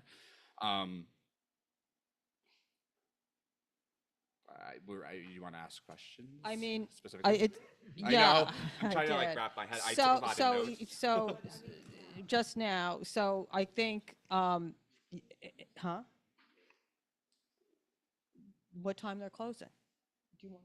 There are open issues, Yeah. we have opinions, or you want to get back together again. Closing. Right. So, I mean, I Just, think- Elke, just stand up to the microphone, please. That's it. Yeah, I think the proposed closing, sort of just to cull from what Right. Alan mentioned is, Tuesday, Wednesday, Thursday, a 10:30 hard close with alcohol stopping at 10. The other nights, a hard close at 10 with alcohol stopping at 9:30, and 8 events per year with an 11 p.m. closing. So I think the only distinction is not actually the closing hours, it's the alcohol services, that they've asked for alcohol service to stop at 9, and Convene is asking for alcohol service to stop half an hour before closing. And then I think just for me, when you say the 3 events a month on a weekend, just to clarify, weekend is Saturday and Sunday, correct? That's correct. Okay. Correct, and that's subject to the 9:30 p.m. alcohol service stopping at 10. Okay. So we can, I guess it is. three It's events, three a per month. No, they agreed No, to we the 3 per agreed. month. Yes, we did agree. Three, yes. Okay. So what we're not in agreement with is the closing hours. No, the closing hours, I think, are in agreement. It's the service of alcohol hours. Right. I mean, Well, I thought you guys asked for 11 p.m. for the latest it would ever be would be an 11 p.m. close. I thought till 10:30, half an hour before, right? So I think the closing is not actually the issue. It's the service of alcohol. so let me just in interject relation. here. So I think what we care about is when everybody's leaving. Correct. So that's what we care about. And I think what I heard from the community was not just, I mean, I think that they are assuming that if the service of alcohol ends at a certain time, people will be leaving. People don't usually hang out in the evening for 2 hours after there is no more alcohol flowing. So, you know, I think that that's their objective in the earlier closing. I'm just going to throw out, since you said most of your events are during the week and most of your events go to around 6 o'clock, and then sometimes there's evening things that go for 2 or 3 hours, that puts you at 9 o'clock. Right? So I'm going to throw out, is it possible to have everything ending at 9 o'clock Monday to Friday? Or 9 o'clock Sundays through Thursdays? And Yeah, I think the one thing to point out is the busy days are a little bit different than usual. It's the Tuesday, Wednesdays, Thursdays that would go later than you know, sort of Okay, your so typical applicant wants to stay later on the days that they're there and not my typical weekend. correct. So just as I was just going to say, I mean, this is starting to get a little too complicated because, you know, when some good direction from one former chairs of the Liquor Authority was, look, when does it end and when is everybody out? And that's the issue, right? And it's up to you how you wind it down. And that's just, you know, every event's different, right? You guys do a different event, you're going to end it differently, whatever it is. If everybody just wants everybody out by a certain time and off the street. And then the other part of that, who's running that? Because the only impact to the residents is who's outside, and you need that person has to be not some guy you hire that comes for the one event. Has to be somebody familiar with what goes on Broadway and whatever it works, you know, which again, you guys got to figure it out, whatever it will be with the neighbors, but you need that same person running it. And those are the two things I think that will impact everybody's lives and whether it's run well or not. When you talk about that same person, I think what you're saying is a corporate employee that has a relationship with the community. Well, it doesn't necessarily have a relationship with the community, that they run it. Yeah. That they're the person who knows, you know, this is what happens on Wednesdays at 6 o'clock. Yes. And you know what? This guy can't sit in his car right there because it screws up everything. And, you know, you just need the same, that's going to make all the difference in the world for the residents. And it's not just bringing in an outside company with 10 guys who, you know, that's not gonna, that may seemingly make a difference, but of course, those are the two things I think that are the biggest impact on the residents, right? It's just, understood. they know when it's all done and they leave well, you know, or as orderly as possible. I mean, understood. May I start with addressing that latter part of the discussion and notation about the dedicated team? So we will have a full on-site dedicated operational leadership team. So if property set up in all of our locations, we'll have a general manager supported by service team members, salary service team members, event production managers, sellers, culinary operations team members. That deal with the outside. I think we don't team. care what's going on in your kitchen so much, but just that somebody is dealing with the outside, that knows how Broadway runs, that know how Mercer runs, that knows the buses, that knows how the Ubers pick up and all of that. Somebody who's regularly on your staff to deal with the operations on the outside. and we're not talking the general manager. We're talking about the person who's outside, right? Like that's the person who does that. That's got to be a key person who's always there that you say, hey, we're doing this later night event, we need you, right? Is their job, not, and I just say that because that's going to make all the difference, I think, in the end, to making it smoother, because Broadway is the tricky place, right? You know, and there's no, you know, that I think that'll just keep it. Understood. We never employed a traffic operative, so that's not a part of our model. That being said, though, It's not, right, it's somebody who's there.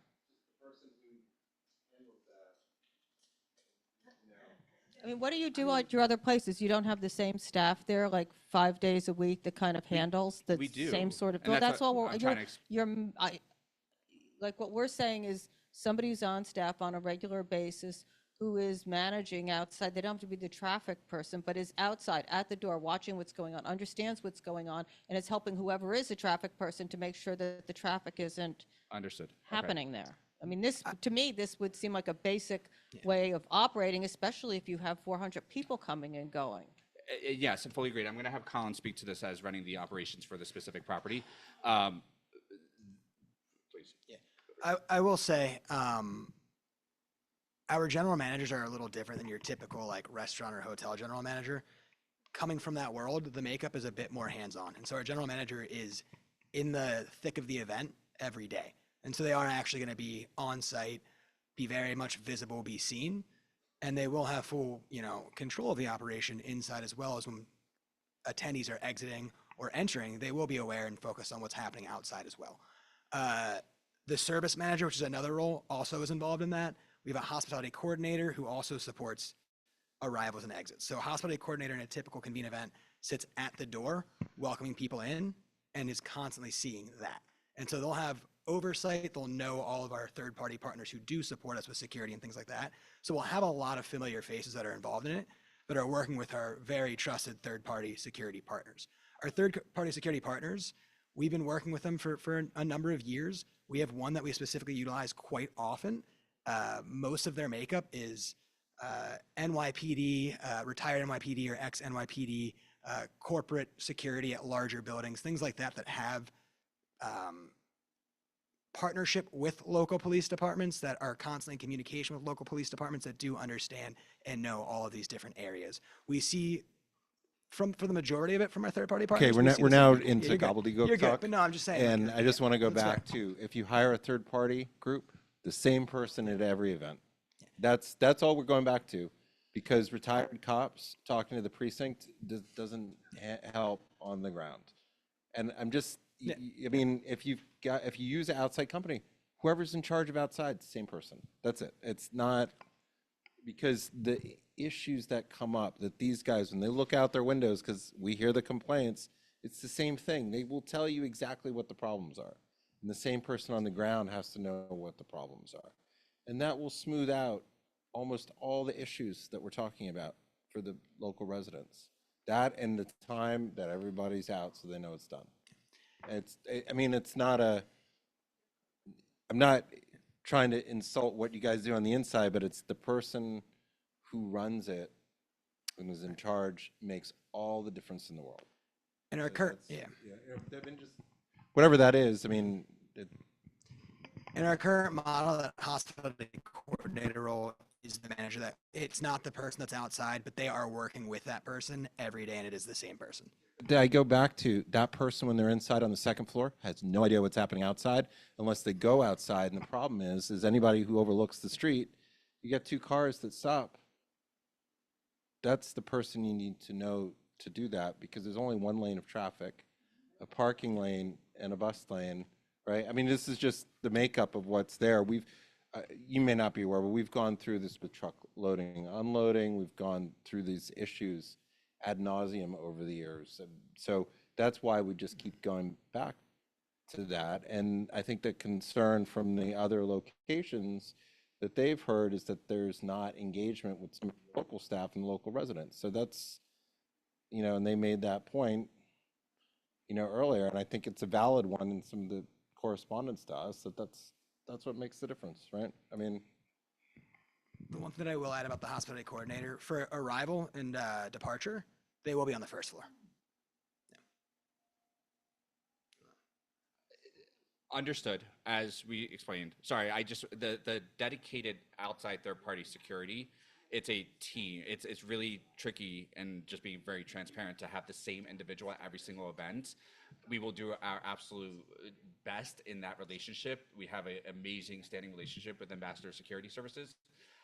As Colin explained thoroughly, we will explain what the ask and the need is for this property, but it might be more than just one dedicated. Then maybe you need to have a staff person also dedicated out there with the security people, so that you do have somebody out there Understood. doing that, because somebody on the second floor is not going to. Yeah, I And if fully they're agree. not the same We could people, agree they're to going to that. be there I'm doing the best I can, and then something different's going to go on the next night, and they're going to be saying they're doing the best they can, but nobody on the inside is out there seeing it and knowing that this is a problem every single night, if it We is. can agree to having a dedicated, we could absolutely agree to making sure that the hospitality coordinator is that individual. Correct. Yes. We will ensure.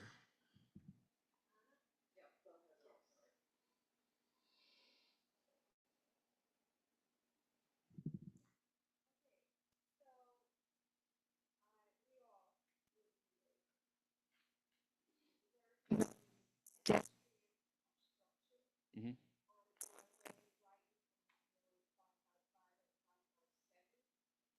I would like to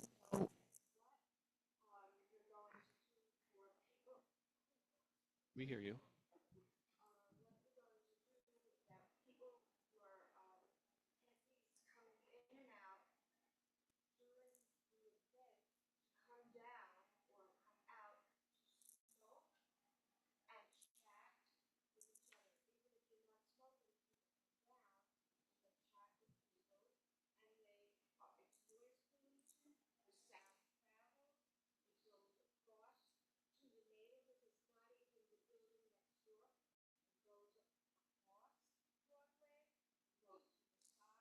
and I'm just curious of what you're going to do about. It's a great question. We, from a smoking perspective, we will advise, obviously not directly in front of the building. That will be in our control. We could definitely manage ensuring that they're not smoking in proximity of their doors and the entranceways in that direct passageway. In regards to their voice levels, we did agree to the residents' request to post a sign to be very mindful.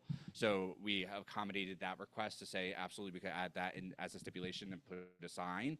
We could also ensure that the dedicated hospitality coordinator that we just discussed could verbally engage with those, attendees and inform them, please be advised, this is, a non-smoking area. Please also be very respectful to the neighbors in the proximity. However, I'd like to know, I live on Bleecker Street, so I'd like to know, you say you have someone like a host checking people in? It's a hospitality coordinator. It's a managerial role. That's really the. Do you want to speak to the role a little bit further? Definitely. So that person, for the purpose of this, there's quite a few things internally that person does, but for your purposes, they manage the arrival and departure experience for our attendees. And so that comes from making sure that the people that are coming into the space are the correct people coming into the space.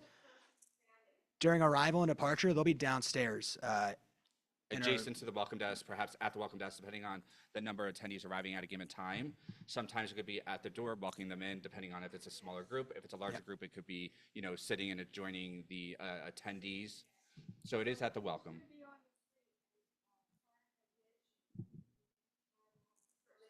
They're going to have somebody on the street now. They're going to have somebody on the street. But that, they just said they'll have a team member on the street. They can't give you the name. They don't know the name. Well, what more? I mean, that team member is you have to deal with. We're gonna, it's our responsibility as operators. We're a hospitality company, and we will want to make sure that we do the best that we can to ensure that we are very mindful to the noise, the population, the traffic. We don't want people lingering and loitering. Are people greeted inside when they come in? They get 100% always in welcome. and then they're Yep. met inside, or are there lines outside? They're typically, we have a welcome desk. So Inside? they're upon arrival, they come through the doors and they're welcomed upon arrival inside. Okay, so there shouldn't be lines outside. We don't normally see lines at That's all. why I'm asking this question. So they come in, their No, they name is arrive, checked if off there's or a check-in, whatever, check and off, they they go to the floor. And so the hospitality person that's dealing with the traffic will be dealing with the sidewalk and all of that as well. And now you're going to have a dedicated person, maybe two dedicated people. When somebody's off, the other dedicated person will be there, and you'll have somebody outside to take Correct, care with of the this. support of a third party. So on top of us Yeah, having a right. I don't care. dedicated- You do what you need to do Yeah. with third party. What we care about, I think, is more that there is somebody on your staff that is outside, that is aware on a regular basis of what's going on there, and has a relationship with the community and has a relationship with everybody else to know when there are problems, and you can all work together to solve the problems if they come up. Dr. Smith. Colin, you were talking about the people that are going to be security, cops is what you're going to be using, you said? No, we have third-party partners. That's just the makeup of some of the people that they employ. Will they have, are they going to be armed? Typically unarmed. Okay, No. okay. And before I the mic, so just for me, what will Scholastic as a company be also part of No, we just have a lease agreement for So it's property. just a lease, it's not a, okay. Uh, So if we could just go back to the closing time then? Sorry, can I just make Yeah, one comment? yeah, Thanks, 'cause yeah, I and wanna- then I wanna let's move respond this to on. One but- of the things, just to kind of Yeah, make go people ahead. feel a little Go better. ahead. So the reason why we're pretty confident that we're not going to have lines going out the door is that there are 2 passenger elevators going up from the ground floor to the second, plus there is actually a stair. And so what we do from an operational perspective is we're pretty brisk on the welcome desk side in terms of processing people. So if it looks like the elevator's getting backed up, we can push people up the stairs and we keep things flowing. It's in our interest to get people Right. off the street and up into the space. Okay. In terms of the times, so I'm just trying to make this easier, I think. So what is it?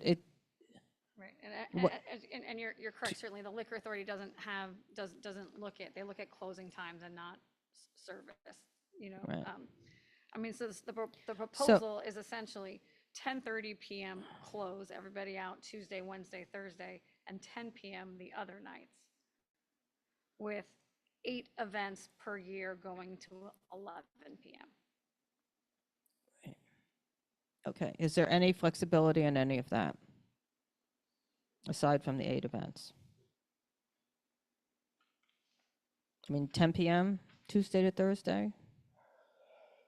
If I may ask a clarifying question, with the closing time being 10 PM, is that the stopping of That, service? no, No, I that's don't everybody care out. when it stops. I care when everybody's out. All patrons out. Our closing, all patrons out.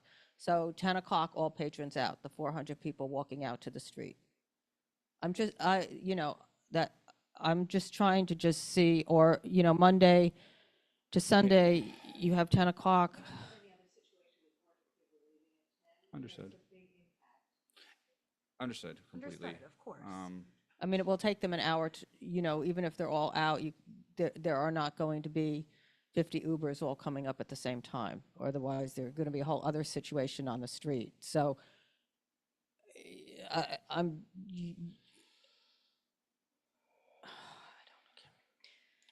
The mention of Tuesday through Thursdays is really important to us. So if there's, we could work with the other days and accommodate a so mutual Tuesday to aligned- Thursday, you need 10:30.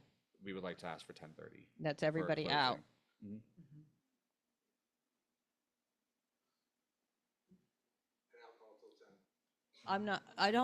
Honestly, we don't do it that way. If you want to make an arrangement with them, they can drink until 10:25 as long as they're out the door.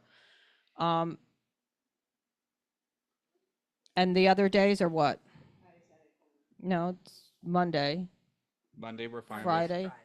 Well, Monday, I mean, honestly, you're talking about a half-hour difference here. It's honestly no difference. I'm just putting that out there as a person. There's not a difference between 10 and 10:30. I don't have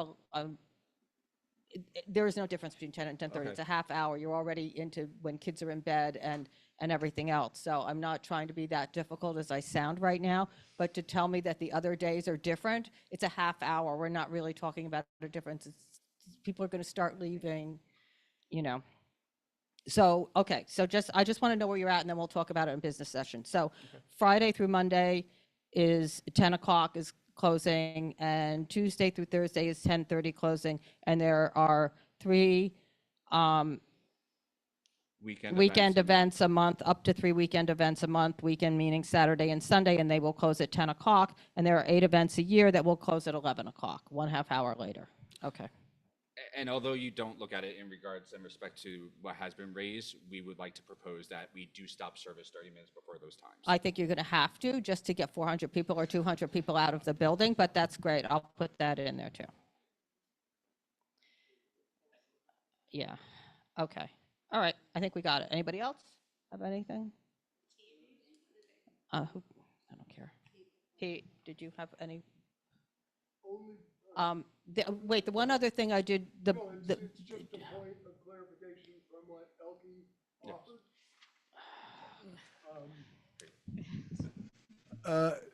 Elke said that the SLA doesn't care about end of service, but for the 3 other locations on this block, we have end of service Yeah, I know.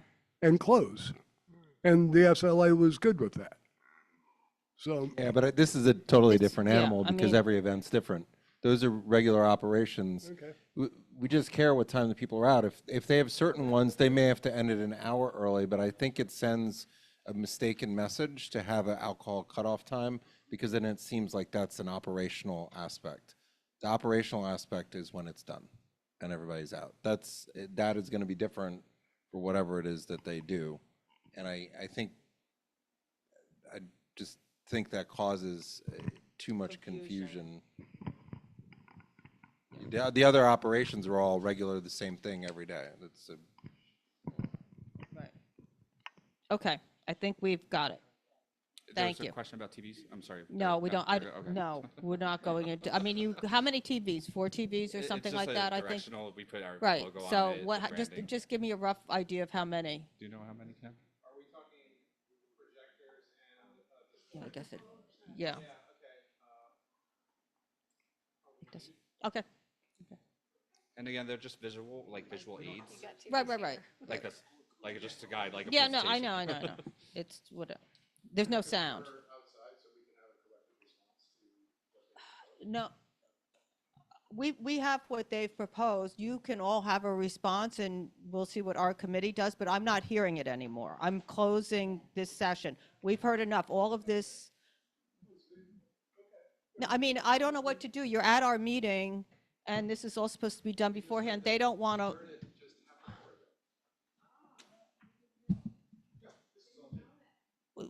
There's nothing, what's new? The 10:30, the 10 o'clock, the. Hours of closing, they make a point about buses that we disagree with.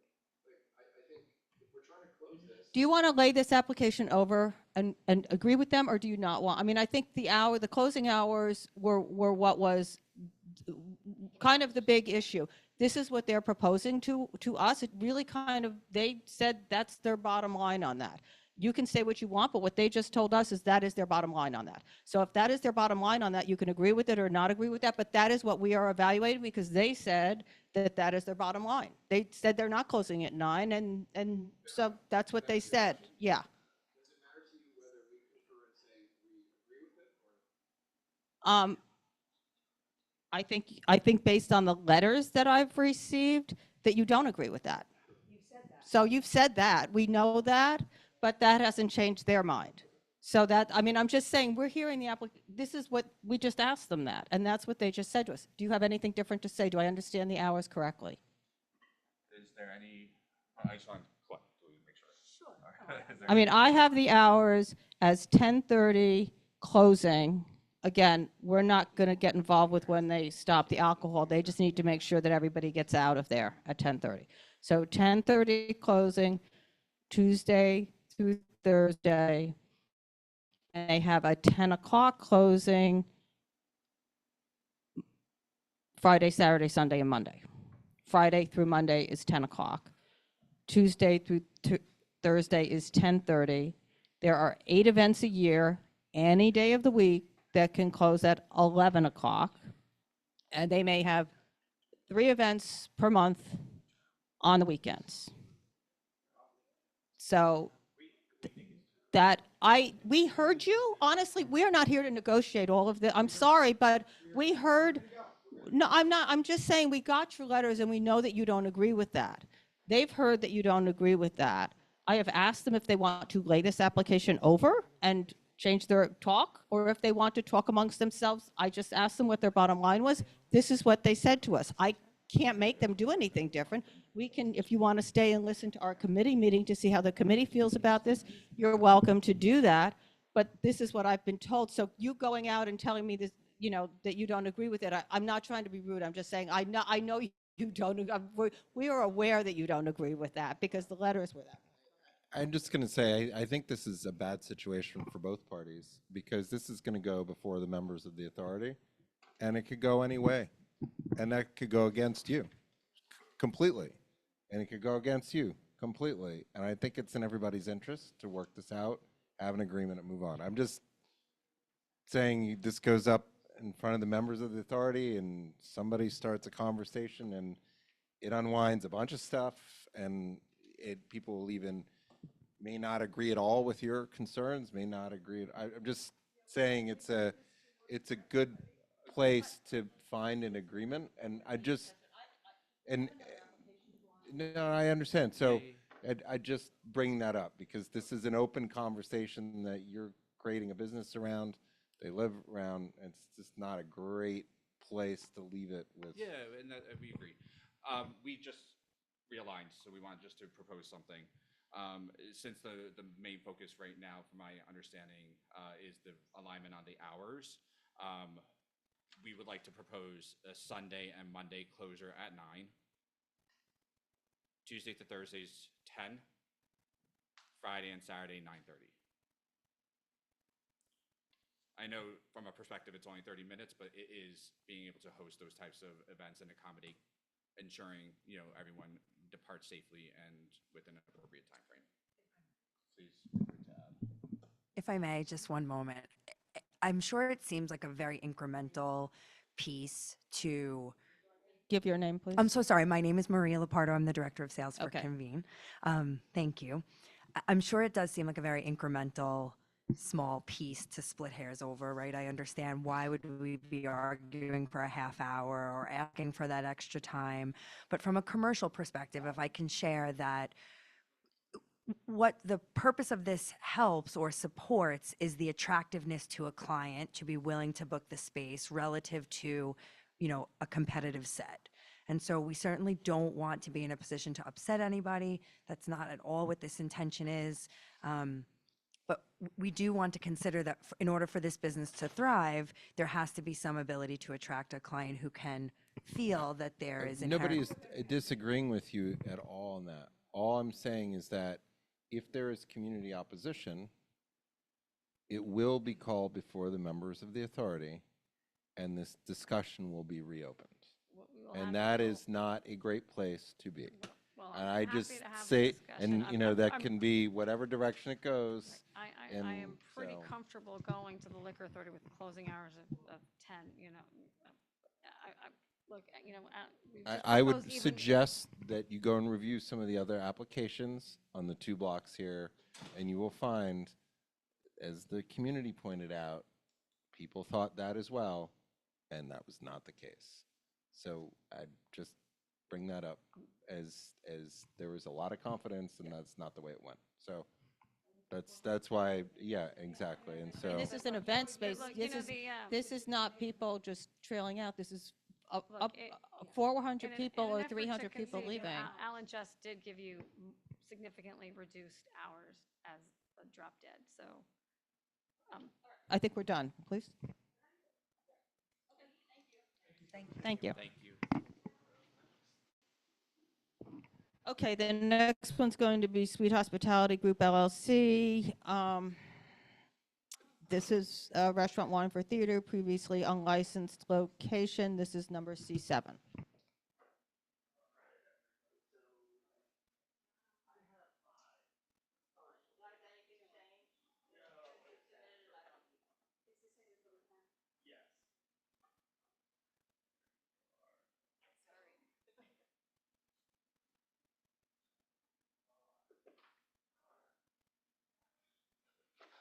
Okay. All right. Well, Okay, well, welcome, sorry, but it's, no, but I hey, mean, it could be worse. I'm sure you've been here when it's been worse, so it's here we go. important. Yep, for sure. My name is Mastin Sansom. I'm the attorney for the applicant Sweet Hospitality LLC. I'm joined here by Dan Propati, I'm sorry. It's okay. He is a principal of the applicant. I'll start with one thing. Why isn't his name on here, or is it? I'm not a principal. I am the chief operating officer. Okay, and So what he's is? Okay.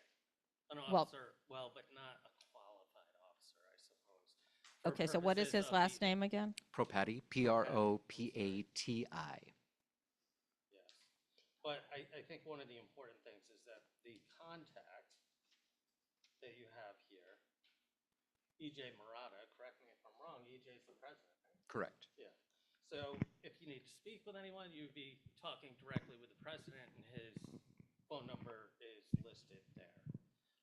So this is a liquor license application for the Astor Place Theater. I think he's going to ask you to bring the microphone closer to you. Okay. Or just, How about this? yeah. This better? Yep. Okay. So,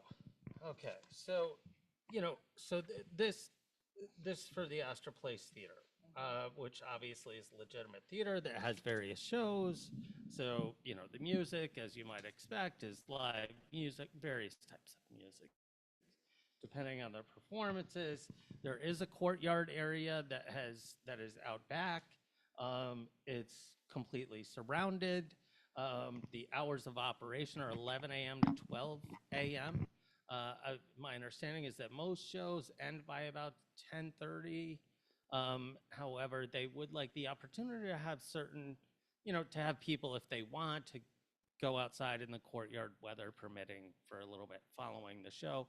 Obviously, no later than 12 a.m. Do you have that courtyard's in a different building, and there's no C of O for that building for that?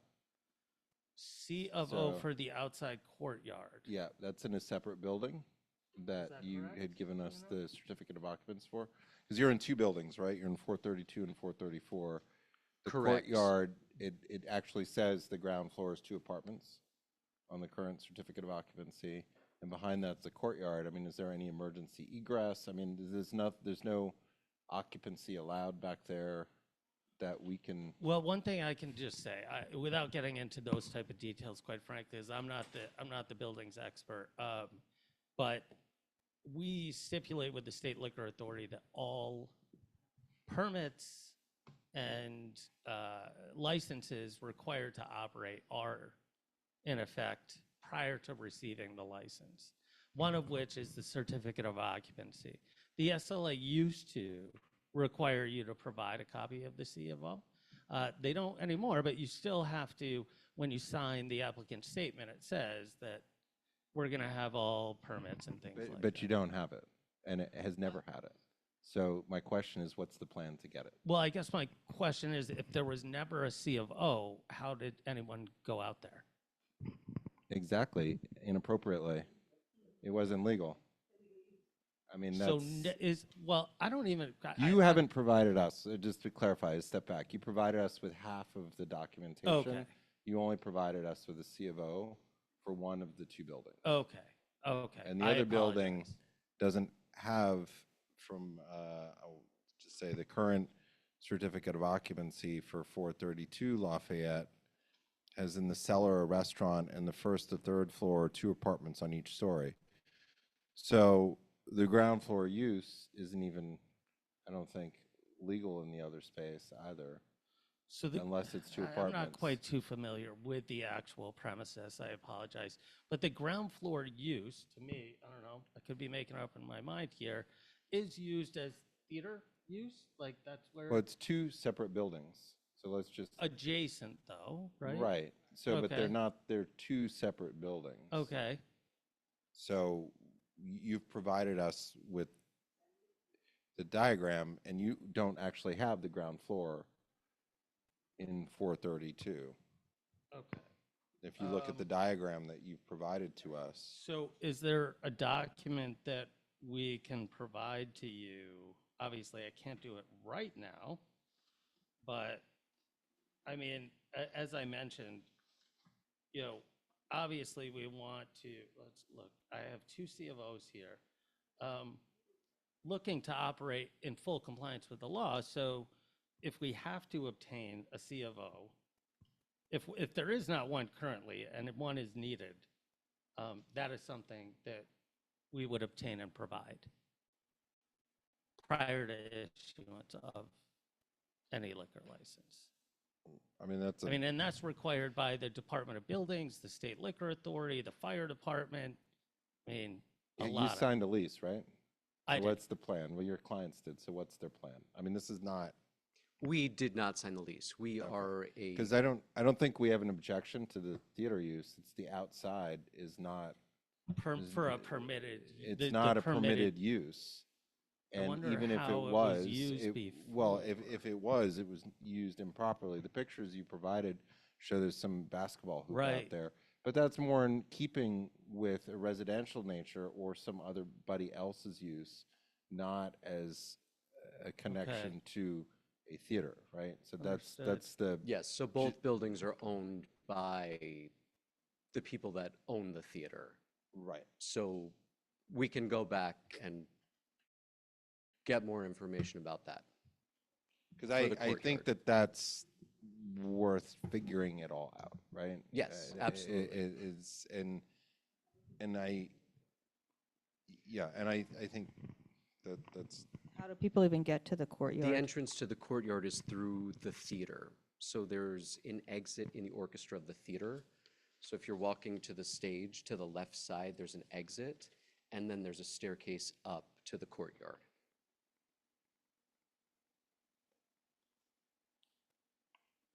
So it's only accessible from the theater entrance. Okay, so that staircase is not shown in the courtyard diagram. It's shown in the basement diagram, but it's not shown in the diagram.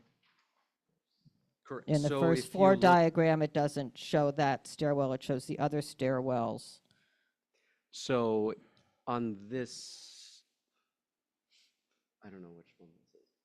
232, you see the theater seating and the stage in blue, and then there's the staircase on the side. Yeah. That's the staircase that goes directly to the courtyard, which is this empty space, which is not. on the Right, I'm diagram. just saying when you flip the page and look at the first floor or look at the diagram that has the tables on it, that staircase doesn't continue onto that courtyard, indicated courtyard area unless. Yes, this is the basement. and then the other just issue is Is the that the residence. entire area is surrounded by residential units. Have you spoken to them? Yeah, well, the landlord, correct me if I'm wrong, but is one of the tenants, very supportive. He owns all those buildings. We sent letters to the association. We haven't received any adverse feedback. other We've than- received no feedback one way or the other. I'd love to hear Um, from any of these residents or all of these residents. The neighborhood organization is pretty Not- much inactive, but also is is focused on the southern portion of NoHo and not this area. Okay. I know we did receive one letter that was in support. I don't know if you. Well, that's a management company, which may or may not be the landlord. Yeah, I mean, Matt Goldman is the owner and the landlord of the building. right, that's, Yeah, well, right. yeah. I- It only no more carries need- so much weight, understood. Exactly, because they're not sleeping with the bedrooms of this. Well, he does live there. But he's one of, I mean, it looks like there's a lot more than one person that's living around this Yes. courtyard, so that's nice that Yeah. the landlord of the building is happy, but, It was owned and operated by them until last week. so I don't know how, I mean, to what Carter said, I don't know that anybody has an objection to the theater, but the courtyard Okay. is an issue, I think. So it sounds like the two issues are, one, authorized use. Absolutely. And, obviously, we've made the required postings and notices and have not received feedback. I suppose we can go to each of the residences, I assume, although people don't love you knocking on their doors. Well, you can put a letter in everybody's mailbox, mail it to them. You can mail it to And, okay. and ask them to send a letter, tell them what you're doing and ask them if they're okay I with mean, it. or- candidly, at what point is we provide all these notices. Well, I'm just saying, you've got a They had courtyard that by your concerns. pictures shows a bunch of people living there that clearly wasn't used for 70 people sitting outside until midnight after they've been at a show having a couple of drinks. Yeah. With no covering over the courtyard. You're not showing me any canvas covering, you're not showing me anything. Yeah. So I think that's kind of a concern. I mean, We if- think, but we don't know because they haven't said anything. Well, I'd rather err on the side of thinking that are always bothered by a Understood. courtyard, and they, I mean, I don't know, who did you speak to, the management company of each one, or did you post it on your doors? Did you post something around right outside when these people walk outside their buildings on the lamppost there that says that you're going to be serving alcohol in the courtyard until Ca- 12 o'clock after your shows? I mean, you can Candidly, post. no. Okay, so that's what I'm saying. You're saying that. Gotcha. So there's a lot more that could be done to alert people that are living there. I would put something that says courtyard use till midnight.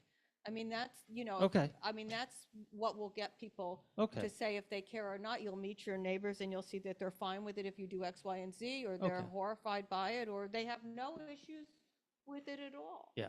But I think Understood. for us, it's a concern, one, that there's no permits for using that. It wasn't used before, that, Yeah, I'm really not curious. licensed before. Obviously, they like basketball, but nobody's playing basketball at night. Right. So I don't know, Okay, what so do you- we'll speak with. We'll get a hold of them one way or another. Worst case scenario, I think it would be mail. Right. I mean, if you, and then postal. if you can't figure out the permits, the other option you have is to not license that courtyard Right. until you have this figured out, and license the theater. Right. Which And would give you then- your drinks inside, and people can have a cocktail outside, and. Understood. but And really, depending on the weather, It might be a mute point until spring. might not anyway. even use it till next year anyway. So why don't you, Okay. so you want to lay it over till next month, and then, Would it be possible to move forward with the license for the theater and then we can come back? sure, why don't we have the discussion Okay. about the theater, and then you amend your notice to us Okay. that you've removed the courtyard, right? So Okay. send us an amended 30-day notice with the courtyard removed. We'll discuss the theater now, and that way you can do, Okay. Go ahead, Lois.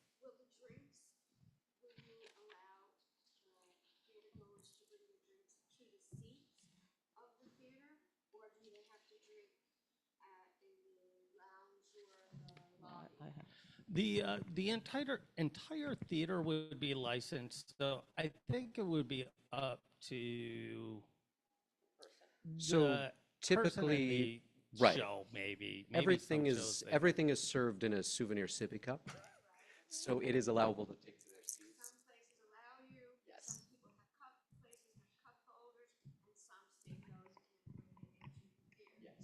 Yeah, yeah. So if I understand, you have the bar, I think you've got something like 10 seats or something, one table and 10 seats, or 6 tables and 10 seats in the lobby area, sort of, is that? There is a small This little lounge lobby area when you walk in? Yes, there's a small lounge area, but the bar doesn't have any bar stools. Right, so people can sit in the lobby with their drink, or they can take their drink and go inside. Yes, and we have small plates and sandwiches available from our executive chef. Yes, they are allowed to bring that to their They can bring the food in? Yes. Nice, okay. Okay, and so, We and, got Richard II right now. No alcohol, but it's great. okay, and then, okay, and the hours are 11 a.m. to 12 p.m., 7 days a week. Sound is what the sound is, because you're doing shows. Soundproof, though. Right, for a right, your theater. Yeah. Okay, I don't think I have any questions about the theater. No, we're good? Okay, Okay. so just make sure you send the amended 30-day notice. 30-day notice. Removing that, and then Yep, yep. we'll gather what we need and And come we'll, back with an and then come alteration. back for that once you've got that done. Yeah, Carter? and I was just going to say that within the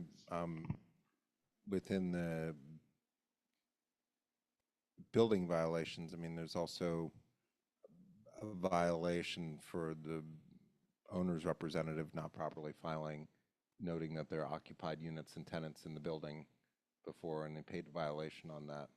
So I'm and sorry, it looks like that they're rent-regulated apartments in the 2 buildings as well. So that's the concern that we Okay. have, is making sure that they're aware of it. So if there's any Okay. issues that are there, and it seems like maybe there's not They have the whatever the ability to voice relationship that, is that's right. there, right? So, Yeah. Right. so that's the concern, because this is, you're putting it in the bottom, right, of, you look around Yeah. and it's all residential windows, Yeah. so. Yeah, I understood, and And then I the think second this is the part way of to that is go. emergency egress, right? Okay. Because the way that you've described it is through the theater, and if you have permits for a place of assembly, and that's not included in that, and you have 70 people outside, you know, that's going through a whole way to get out is the other secondary Wouldn't be part of good. that. I did notice that outside, that this hospital, and I digress, but had patients from the Triangle Shirtwaist Factory fire way long ago. That's very cool. And the Titanic, but I digress. So, okay, well, thank you so much. That's what we'll do. We'll proceed. Okay, great. I'm glad we could get that part done at least. Okay. Good. Appreciate your Okay. time. Thank you Yeah, so much. thank you. Thanks for Thank you, waiting. Sorry. Okay, I see the room looks empty, but I'm just going to make Okay. sure that there is no one here for Demur Enterprises, Inc. No. Okay, so does anybody, do you need to take a break before we do business, or can we just go into business? Okay, all right, so just give me 1 second.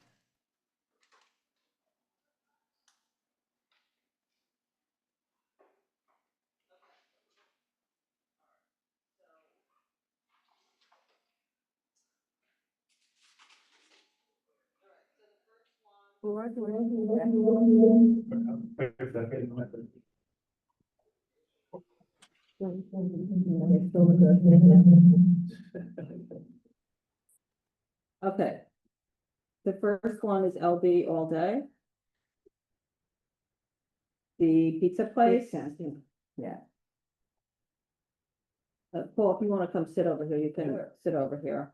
And so this is, so Paul is a new, community board member. Oh, nice. And is Better Paul interested and in I the came away SLA together. committee.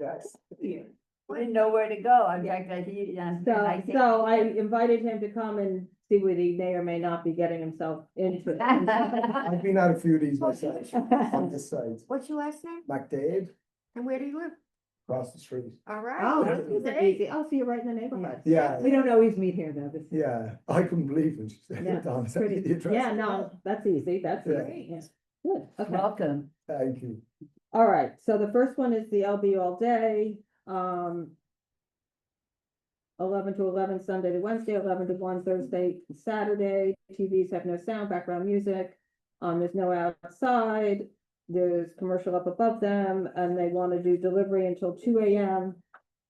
But all patrons will be out 2 a.m. That's just Thursday to Saturday. And all patrons will be out at 1. So are we okay? with Yeah, this? and a separate door for their deliveries. Yeah, separate door for the delivery. Yeah.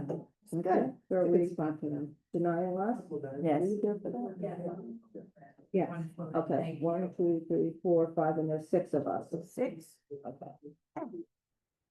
Okay. So the second one is the corporate change for Madam X, which it's a corporate change, it is what it is. It's one principal is leaving, the minority principal is leaving. And, the other one is staying, been problematic over the years. But Well, I think, I think- look, we've gotten so many complaints Yeah. at this place. I mean, personal illegal activities, topless dancing. Yeah. I mean, the outside. noise and- outside, and it's Yeah. disappointing that Amy didn't. Right. Right, Because I think that if she was the sole reigning principal, yeah, we would like to hear. well, it's like, it's, you know, it's not complicated to. Right.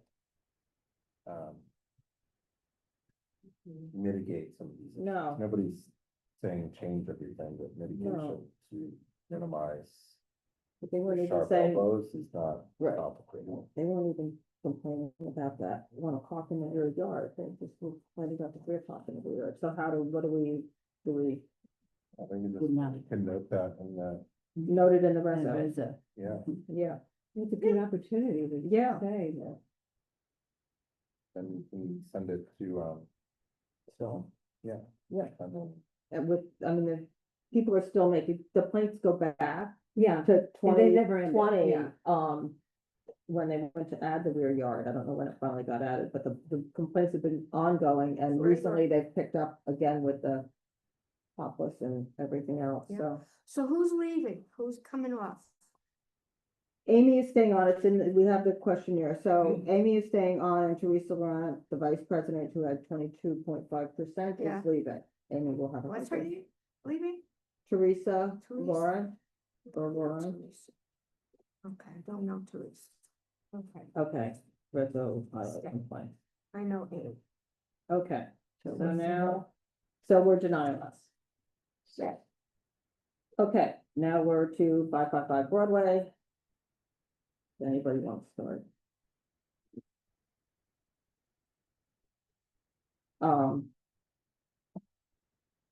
The only thing that there was not agreement on was the hours, is that right? Yeah, I mean, I think there's not a real, you know, they they said they don't use buses, they use buses down in CB1, so I think any plan for the buses, but they agreed to have somebody on staff outside dealing with traffic all the time.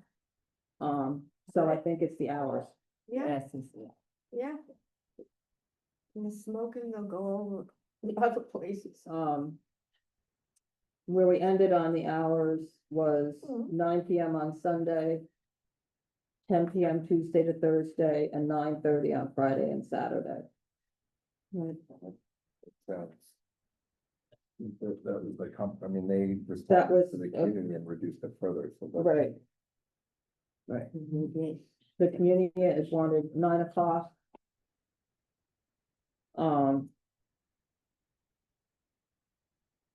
The hard close at 9 o'clock is what the community had wanted. Yeah, I know that. And, I mean, the other places around there do close and stop serving at 9, but it's a store, you've got a liquor store, you've got a Yeah. team of ice cream. Right. Which is, you know, so they're different, I mean, there's nothing else like that. Right, so for better or for worse, I mean, it's an event space, they hold events, that Yeah. is what they do. The corporate events, at least it's not. Well, I think that the other big, unspoken, but the other big concession was the type of. Right. Because the Right. concern, and I think And that yeah, that's very. corporate, well- yeah, well corporate. described there. I think Yeah, that the corporate. removal of those really takes significant brunt of a little bit more chaotic exit Yeah. away, Right. you know, and my experience in corporate events is people are running to the train, right? Yeah. Go home Well, or the and- car and Yeah. Yeah. the workplace is to be, which is very They do different have that. Yeah. than. A party in that, a party. Cause they have to go to work the next And the day. earlier closing, well, I mean, the closing not at 12 o'clock, but in the earlier times, some people may actually take the public transportation. Well, They're the right on the Ubers corner, usually right are, there, yeah. right there, so. And black um, cars. on the black box. So, Easy to get. So the shades will go down at 11 PM. They've got with the grease trap. It's gonna be closed. Right, it's closed anyway, so the shades will be down before 11 PM. And what else? I just want to make sure. But let's just, so Yeah. from the application that we received, which was from 7 to 12. Right. Every day, Right. there's been significant reduction, Mhm. right? Yeah. There's been clarification No. on events. I don't see that there's a live music, a live DJ, right? No, there is And- live music. There is live music. There is and live jazz. music. Okay. But so not a there's- DJ. But not a DJ, right? Not a DJ, Right. And a so you jazz start all these marker possible things start dancing. and a changing. singer. So that, and those are all inside anyway. Mhm. Right. And so then we have the ending time and everybody's gone by 10. Yeah, and right. which They're not using Realistically, which means realistically, we've got 400 people, that's it, winding down. I think, and if it's running at a full size. Before then.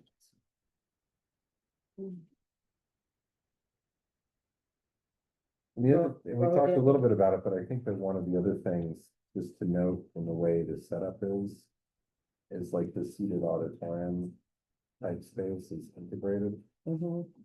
I mean, it wasn't clear to me, but if they clear that all out, but even then, I.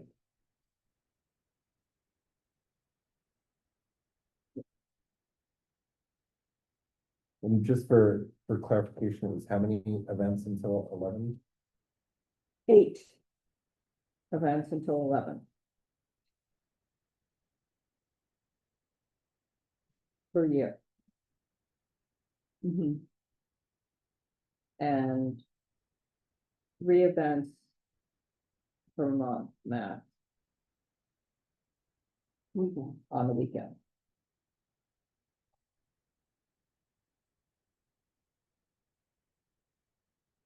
So.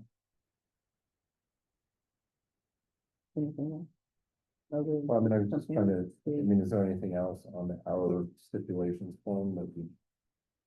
And they have Um, 8 the same. TVs. Getting the-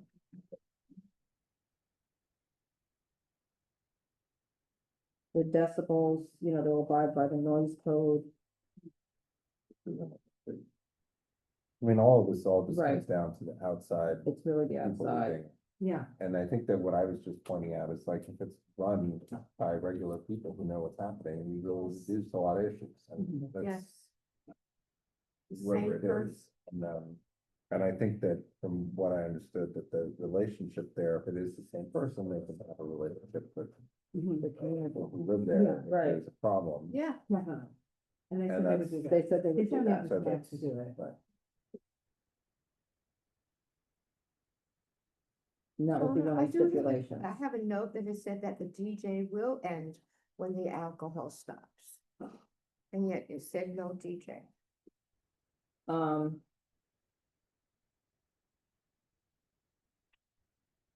They don't check off these down here. Well, inside stuff. Doesn't, yeah, I mean, it doesn't Back really, there. I think it's the street, it's the street. My concern is outside. Right, so then we don't care about the DJ. Pedestrian obstruction and Yeah, smoking. so what they're gonna, I mean, one of the stipulations will be that they will have a set person or 2 on staff Yes. that is dealing with whatever's going on outside. And hopefully they look like they're official. They're not just regular people, maybe. Vest or something. I think they know that, to do that, or a nice blazer Or whatever, they'll be Yeah. branded. Branded. Are we? No, that's are we what it branded is. with that? Yeah, but I haven't. Yeah, is everybody okay with that, then with those hours? Some designation that they're staff Yes, okay. designate, Okay, designation, I'll write up. yeah. As a me. Okay. And then the last one is the hospitality for the theater, so. Just the theater. 11 to 12, it's the theater. They can take the drinks to their seat. Yeah. Then they'll come back, And they'll food. remove the courtyard until they get that Yeah. together. And Which food. was the. Food and drink into the theater, seems Yeah. nice. Yep, okay. Are we denying us on Can't that? wait. Yes. Okay, Richard the second. anything else? Nope. No, that's it. I Everything's think that good. does it. Thank you. Another theater, it's wonderful. Oh, good. Okay, all right, all done. It's nice to see that there's some, I think, because I think Sonoma is still very good. Is it? That's it. Thanks for coming. I had played at the house, right? Yeah, West 12, 175 West 12, Yeah. directly across. Oh, right across. Yeah. And then what do you? I said, you want it, you can Yeah, have it. yeah, that's what I'm about. Which one? Are you here? You've got like in the city. We're done? And then one of the people is gonna want to talk. Like, yeah. So, Wait, that's your shop, your home?